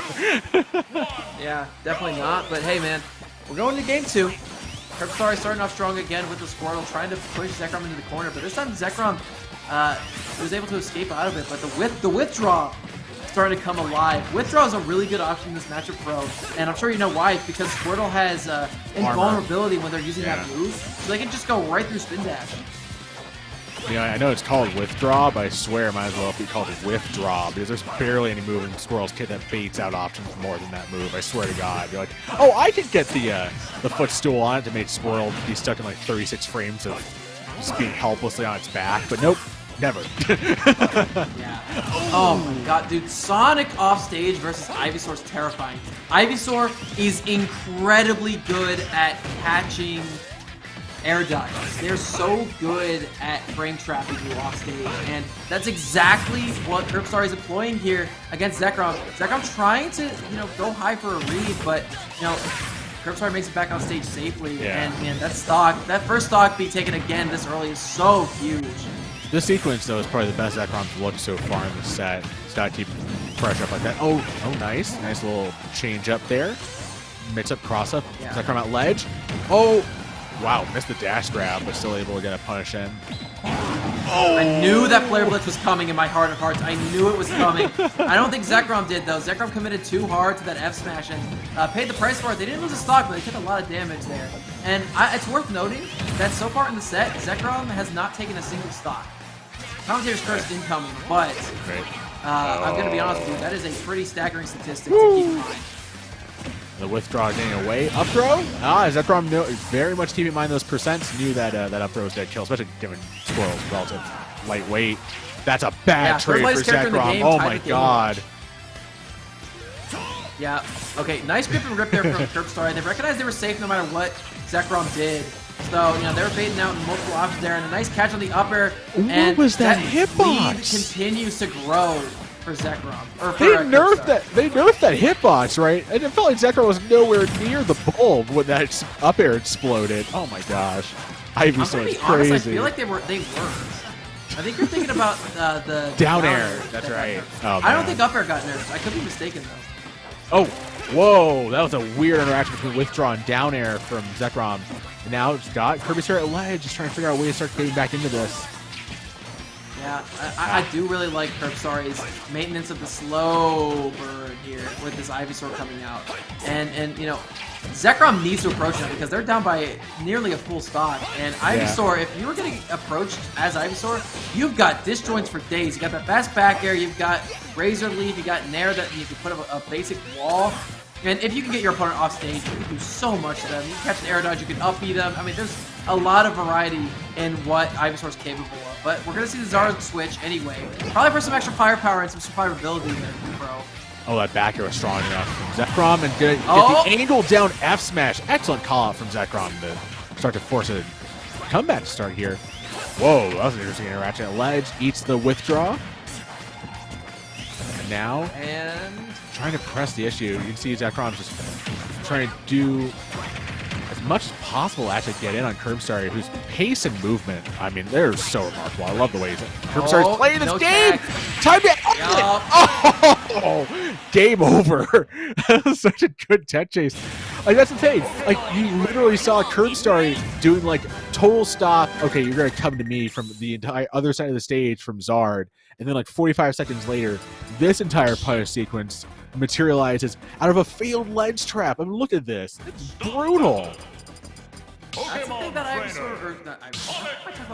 that's the thing that Squirtle does really well. That F tilt is such a good grounded option. You can pivot boost it, but it forces your opponent into tech chase situations frequently. And Zekrom didn't hit a single one of those, so they were able to be pushed all the way into the corner, and they got jab locked, and Squirtle. That's their main kill confirm is that jab lock F smash, and that's exactly what we saw there. And now Zekrom theoretically push into a corner, game 3. I mean, I can't feel like I didn't say enough about Kirby Starry's pace. Just the total hit and run aspects of it, not being too over aggressive, but just being able to lay in on the character's advantage state in such interesting and aggressive and punishing ways so far. Zekrom cannot keep up. Yeah, they're recognizing very well when to trade and when to disengage. Whenever the spin dash is coming, I've been seeing them go for nairs, and they sometimes opt to take like individual hits and then go for a nair afterwards for punishes. And it's been really refreshing to see a Pokemon trainer play like that. Not super gung-ho, not overly aggressive, because that's where Sonic can really come alive. But honestly, I'm really enjoying how Curbstar is handling this matchup. That, on paper, sounds like a nightmare for Pokemon trainer to deal with if they play too aggressively. Oh, that fair, though. This might be the start. Something from Zekrom trying to go up high with the spring. You know, Sonic has some ridiculous shenanigans if they decide to, like, dare their own spring in time. Oh! I thought we might be seeing something like that. Yeah, we could be. I wouldn't put it past Zekrom. Zekrom is really good at knowing when to do things like that. And mix up their movement, mix up their positioning at all times. But the Super Armor is going to go right through the spring, but it's going to go over the ledge, too. And Zekrom was perfectly ready with the back air. This is the first time this set that we've seen Zekrom with a stock lead. Zekrom had to have... what they can do with it. This is where Sonic is really strong. Zekrom had to have enough courage and conviction to like go for that back air, because Zard has a lot of priority on the up B, but just excellent spacing from Sonic fame. Yeah, definitely.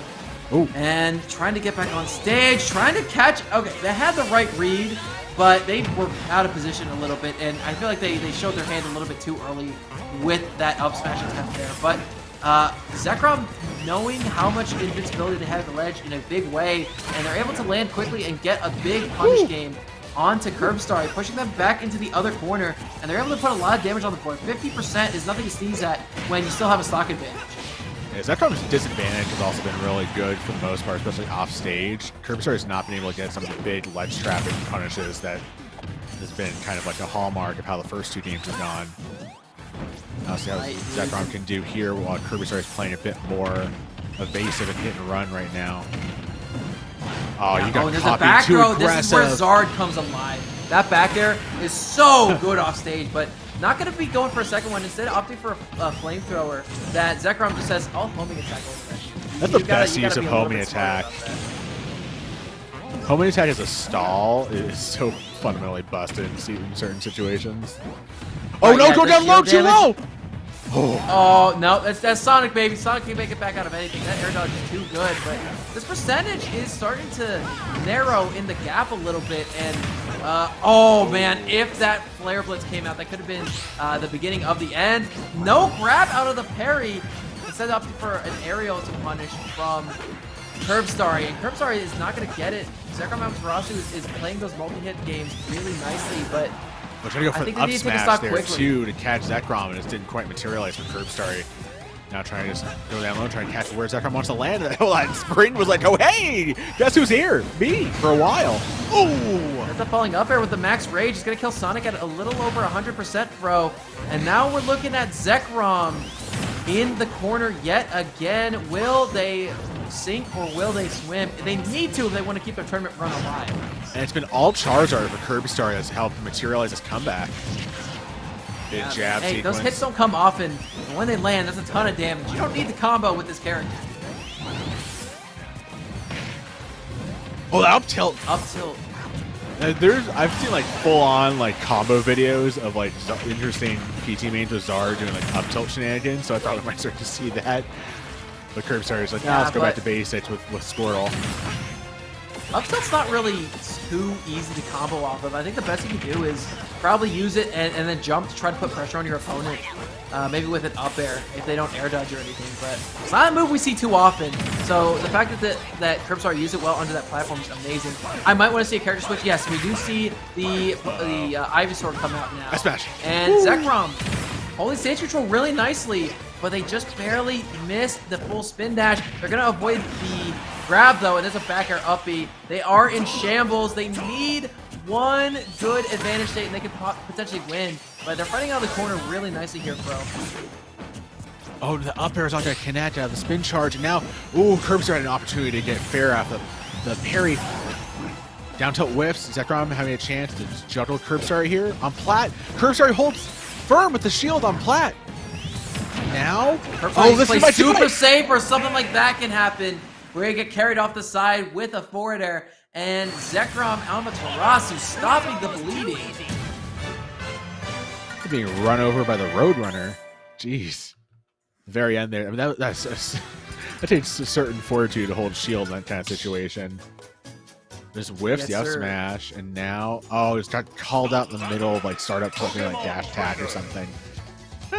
Yeah, just really good, well done by Zekrom not to lose total composure as Kirby started to materialize that comeback towards the end of game 3. But now let's see if the reverse 3-0 can continue here, or if Curbstar starts to adjust.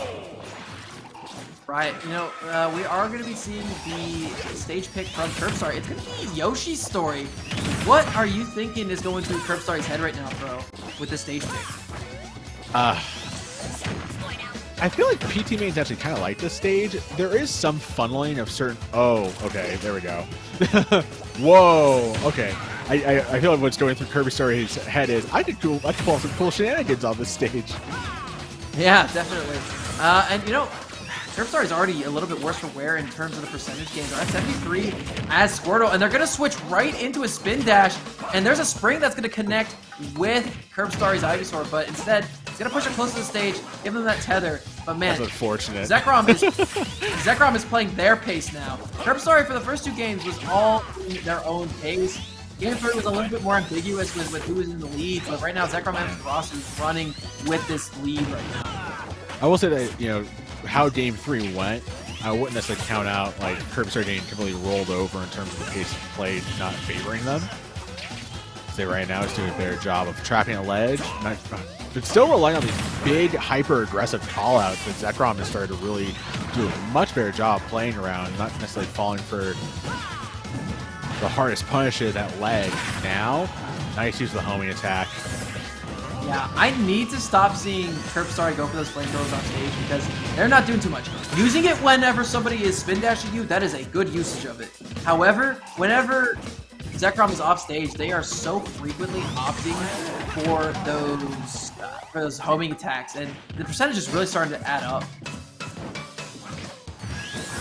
Grab whip, and Curbstar not able to punish it. Just barely avoids the fair, but lands right in place for Zekrom to pull the trigger on that up smash.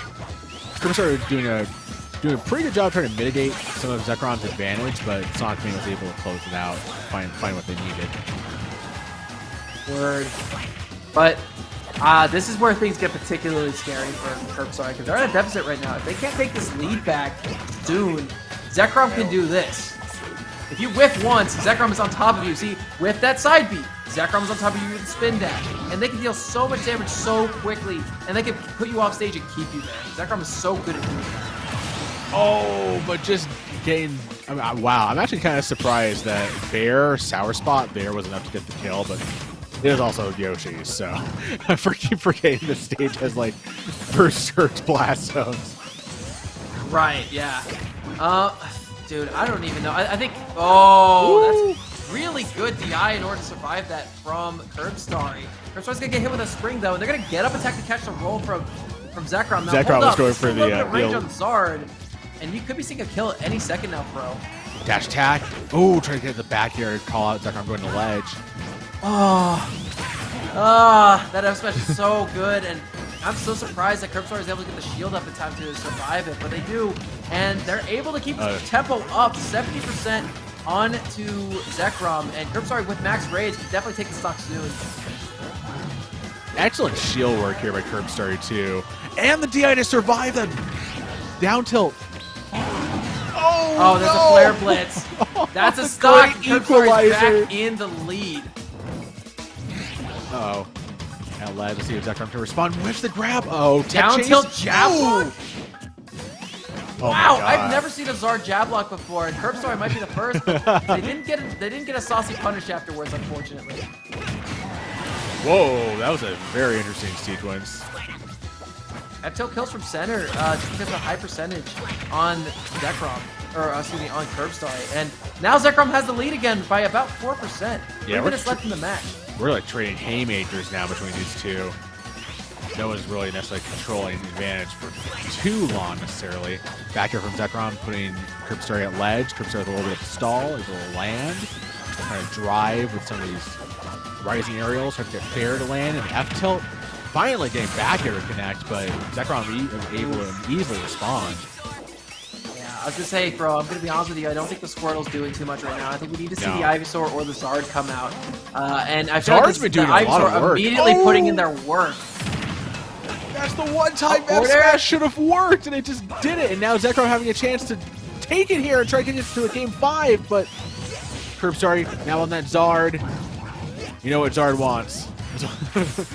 There's only one thing Zard mains want, and it's completely disgusting. And it's a big call out here. A big dash attack. Back air.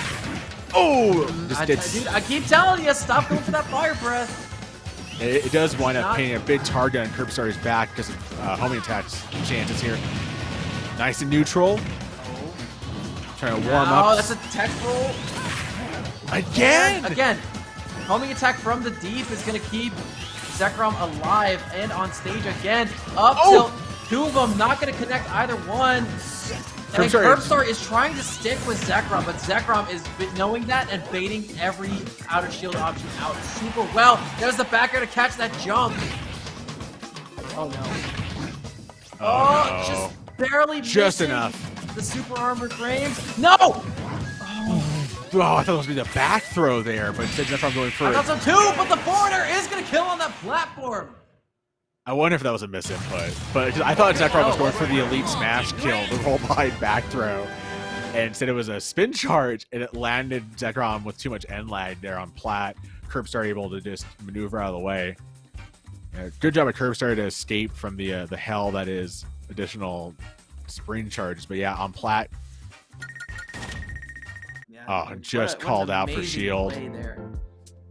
So that sets up Curbstory, B-Rice Grand Finals. But Zekrom, Cinderella run tonight. I mean, Zekrom was seeded to make top 8, but only at 6th place, and they made 3rd.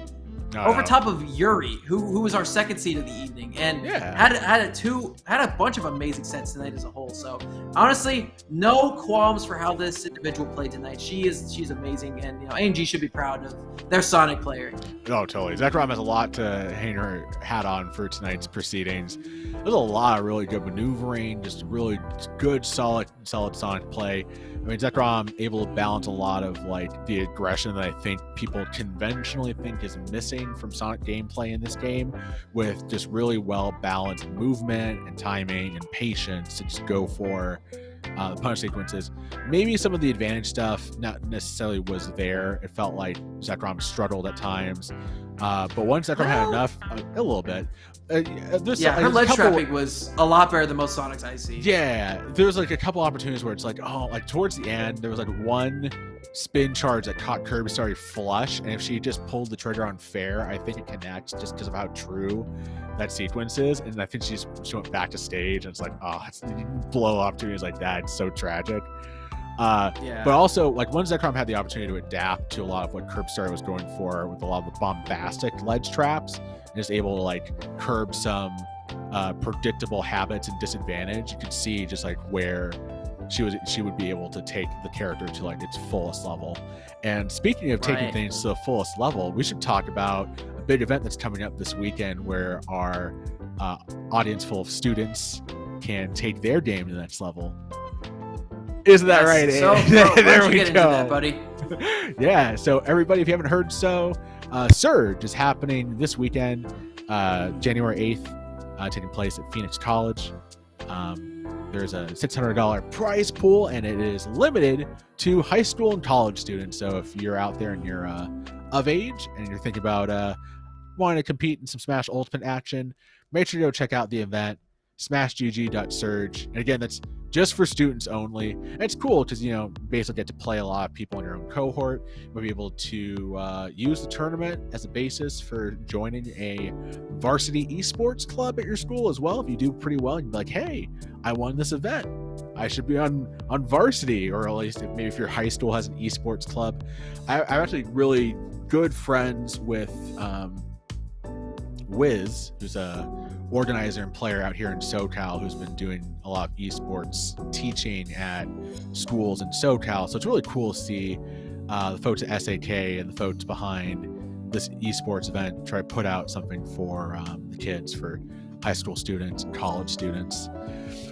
And it's really important to have that in the community, just because, you know, Smash only grows when more players decide to partake in the competitive scene of the game. And one of the best ways to do that is to outreach to folks that might not necessarily know that there's like an event that might, you know, suit their fancy, or like, oh, it's something here that, you know, I would be able to do as a club activity with my friends. I recently helped out with an event that Land Hero did at a anime convention. Even though we weren't able to stream the event, it was really fun seeing all these people just be like, oh yeah, cool, I'm already here in cosplay and everything. I'm Boku no Academia up. I might as well get some Smash in. So, you know, it's a lot of fun. And yeah, definitely if you're out there and, you know, you're in college or in high school and you're looking to have a little bit of fun, you definitely go check out the event. So yeah, it's a good way to put yourself on the map, and it's a good way to potentially get you those scholarships you're looking for, because esports is becoming a very much more legitimate thing in a lot of universities. I'm currently doing it at my university, Valparaiso University in Indiana. So good opportunity for you guys. But without further ado, this is going to push us to grand finals, B-Rice versus Curbstarry. It's time for the main event. It's presumably going to be a Isabelle Pokemon trainer set. And this is a up-and-comer who's been on the rise for weeks and weeks and weeks now in Curbstarry, going toe-to-toe with somebody who is firmly on the Arizona power rankings for the entire state. Number 8, B-Rice with their Isabelle, who probably is the best in the world. If you want my opinion, that's it. And not to discount Curbstarry, especially with a lot of pro PG stat or PGR level players dropping Pokemon Trainer, but Curbstarry's commitment, fidelity to Trainer as a character might actually wind up helping put them as a pilot of note for that character. But of course, we're gonna see some buckets, baby. See Kirby. Yeah, dude. Kirby Lucario. Woo! Smash Ultimate, baby. All right. Yes, sir. So look, this is both of these individuals, but it is B-Rice and Curbstarry at the end of the day, so it's going to be a good set to say the very least. But this is a pile of cheese versus a pile of comebacks, and honestly, both of these players' mains are reflective of the type of style that these characters play too. Man. So frankly, I don't think we're missing too much here. And we're gonna see Kirby with a charge shot essentially, and having the ability to do Aura Sphere. And what a conversion, man! B-Rice not just showing that, like, you know, there's a lot of like misconceptions for players who play relatively rare characters. Isabelle's in like the bottom third of like player base size, so there's definitely like some kind of like misconception that just because B-Rice is a big Isabelle main, they might not necessarily know how to play the game. Look at this. Man, sometimes you just need one victory button, and B-Rice just relying on these dash attacks, just being like, yeah, I'm a top player here right now. Exactly, and you know, catching those landing options, catching whatever Curbstarry is trying to do out of shield, and man, the damage adding up so big. And you know what? They had the hack got knocked off a second ago, but it's back in full force right now. And B-Rice only at 63% on their first stock to Curbstarry's battered, broken, and beaten second. Oh, big call out. Nice deployment of the Aura Sphere to the Curbstarry. Oh, and I love that.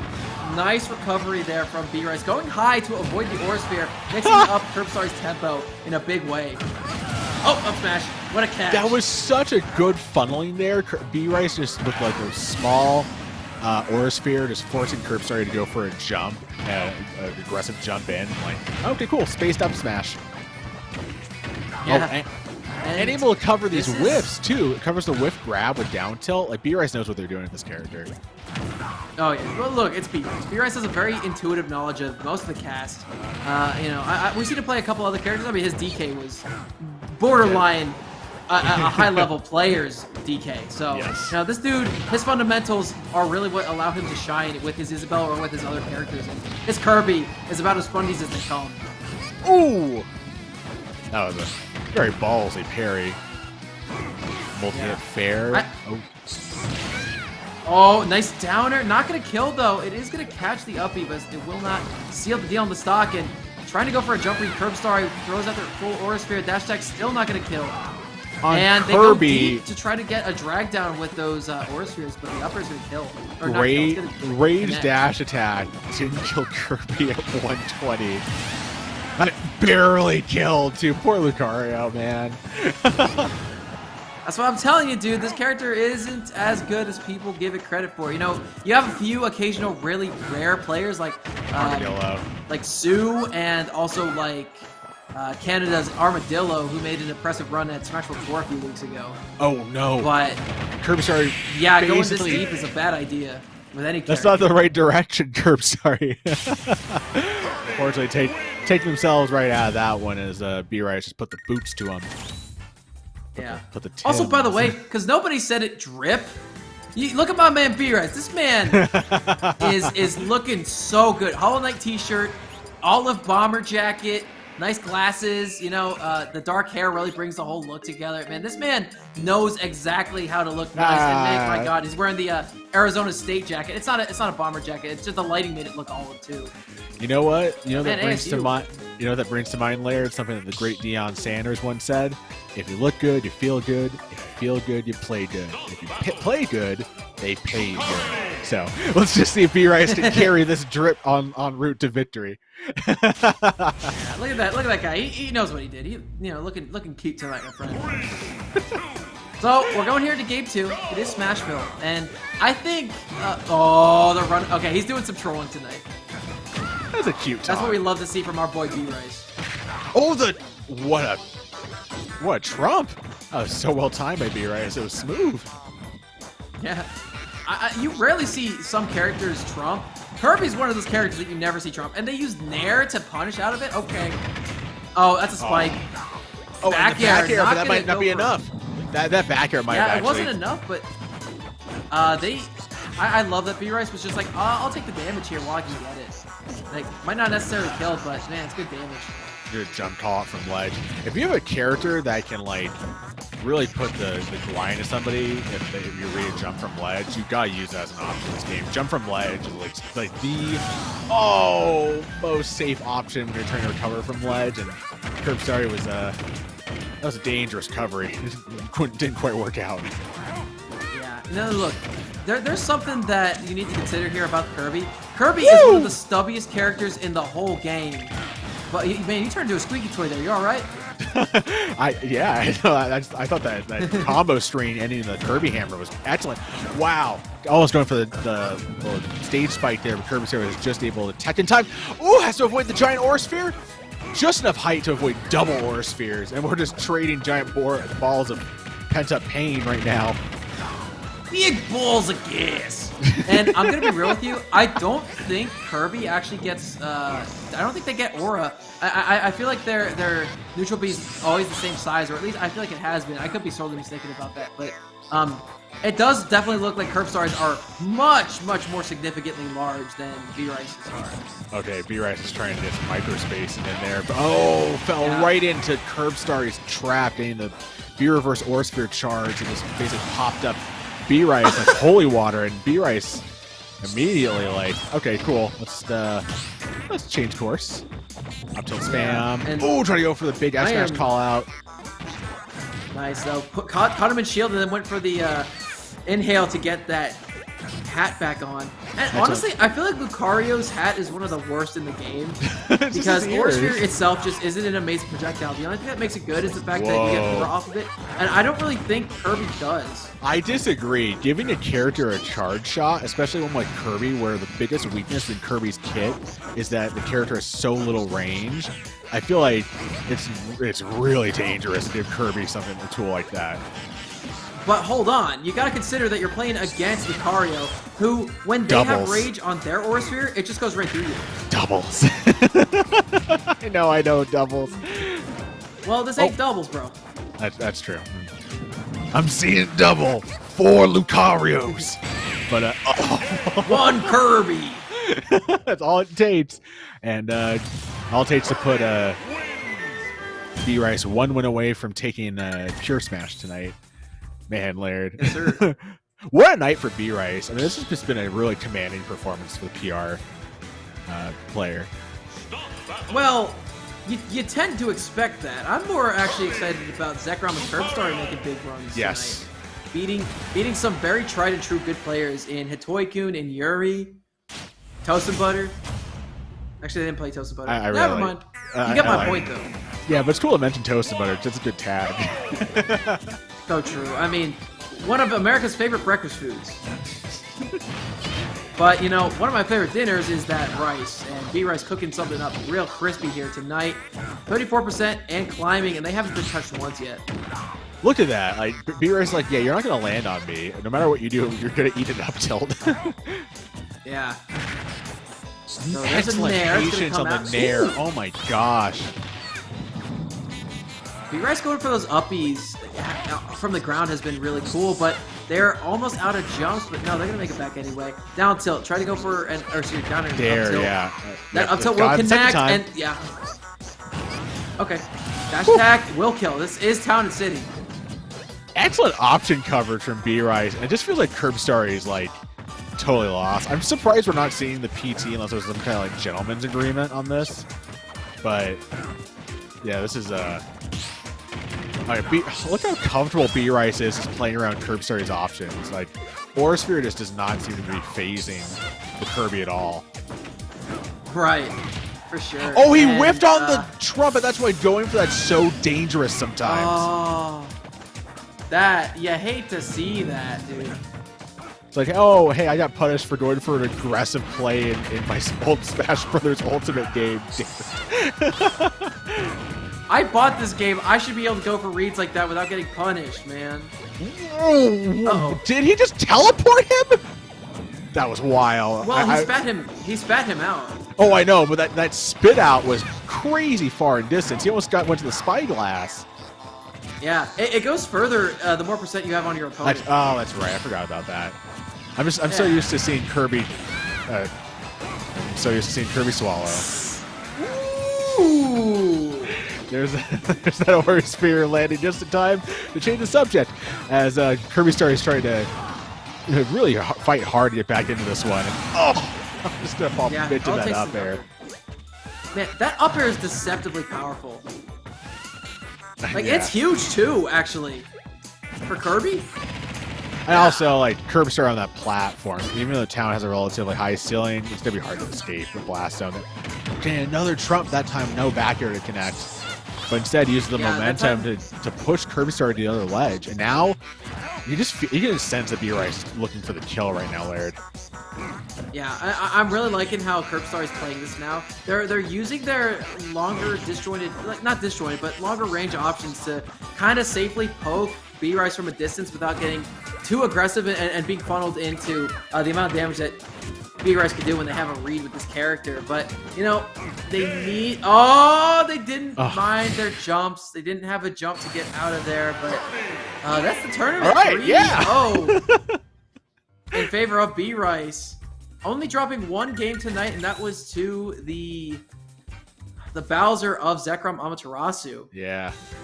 It's really well done. You can just see that in that like jockeying for position sequence where B-Rice and Curbstar are trying to feel each other out. B-Rice just got one successful check-in, and that was it. Sometimes you just get the one check-in, and it like totally jolts your opponent out of what they were going for, and you get the win. Yes, sir. So we hope you guys enjoyed tonight's run of Pure Smash. This is Pure Smash number 32. Oh, we gotta check out some highlights to show you guys. Which is fun for me because I didn't get to see all this stuff. So, yeah, dude, tonight was crazy. Look, we had a DBZ happen early bracket. This was round 1. This was our first set of the night. Oh my gosh, that's crazy. Yeah, so they had to play it out. They played this out, but it doesn't count for anything. Yeah. Because they had to go to a game 1, or sorry, a one stock match, and right now you're seeing right now that the Traveler, that's the Shulk was lighting the Fox up. That was no. So they fall once. Oh no! Why did he go off stage like that? Imagine being here for it. Oh, dude, man, I bet Arbiter's call for that was crazy. Is this Zekrom also earlier? Oh, there's that. No, this wasn't Sekiro. This is Toasted Butter. Oh, Toasted Butter. You can see that like elevator kill that basically turns Sonic up B into like Zelda's up B. Whoa, what a setup! Yeah, beautiful, dude. Now this is Zekrom. Yeah, just getting up air laddered because Ivysaur is busted. It's like so hard to like DI or respond and disadvantage enough to that sequence, because if you're just like on it when it comes to like your positioning with Ivy, you're just gonna win. Yeah, for sure. I'm with you there, man. And this was Zekrom versus Yuri, and Yuri ended up losing this. This was like a pretty big win here for... that was a statement win for Zekrom. It wasn't a close set. It was 3-1. Yuri tried to like go way too deep aggressively. Oh, hey, here's something I was for. Bowser time, and then... Oh, this is the side B, yeah. Yep. That's really well situationally done by Zekrom, but B-Rice wasn't phased because B-Rice wound up winning that set. Yeah, and then here's the water gun we saw earlier. Yep, goodbye. Not fair. Man, Yuri just kind of had a bad night. Yuri just kind of ran into some tricky matchups. What a jab lock from Kirby Starry. I feel bad for Zekrom there. Yeah, look reminiscent of how Tweak used to play that character, actually. That's just how the night ended. It was a really fun night full of action and a lot of drama. I hope all of y'all that tuned in enjoyed yourselves.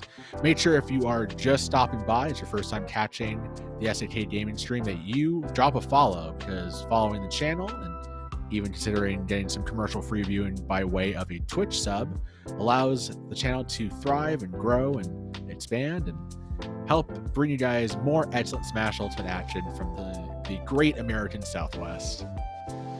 Yeah, and definitely check out our YouTube and everything. But if you want to keep up tabs on me, my name is Laird. You can follow my Twitter, which you can see right there. I'm going to Let's Make Big Moves this weekend. It's the Tri-State Major in New York. I have, as of this moment, 4 commentary blocks and a singles bracket to try to run through. So we've got a hell of a weekend ahead of us. And Fro, I know you're a big man in the Southwest. Where can these individuals at home find you? You can find me on Twitter at @FroMunFew, as well as casting live for Land Heroes events on Twitch as well on Tuesdays. So make sure to find me there. Also, you can count on me being part of the Pure Smash streams every Wednesday and working with the great Laird over here. Mr. Rank, I think 209 or something. I saw somebody post the full like rankings for the Let's Make Big Moves singles all the way up to top 256, and I saw you on it. I was like, yes. Yeah, the 209th seed. So it's gonna be a difficult run, but I haven't had a good bracket run in a few weeks. Imagine commentating your own maybe top this will be 8. the moment. Who knows? Dude, honestly, I might need to drop some spots if I make it that far. But anyway, thank you all so much for tuning in. For Fro and for everyone here at SAK Gaming, my name is Laird. Thank you all so much for joining us here, and we'll see you next Wednesday. But don't forget to sign up for Surge this weekend. If you're a high school or college student and you want to get some games in, $600 prize pot at Phoenix University. It's a great opportunity, and you can walk in and do it. So make sure you show up. Anyway, thank you all so much. Have a great night.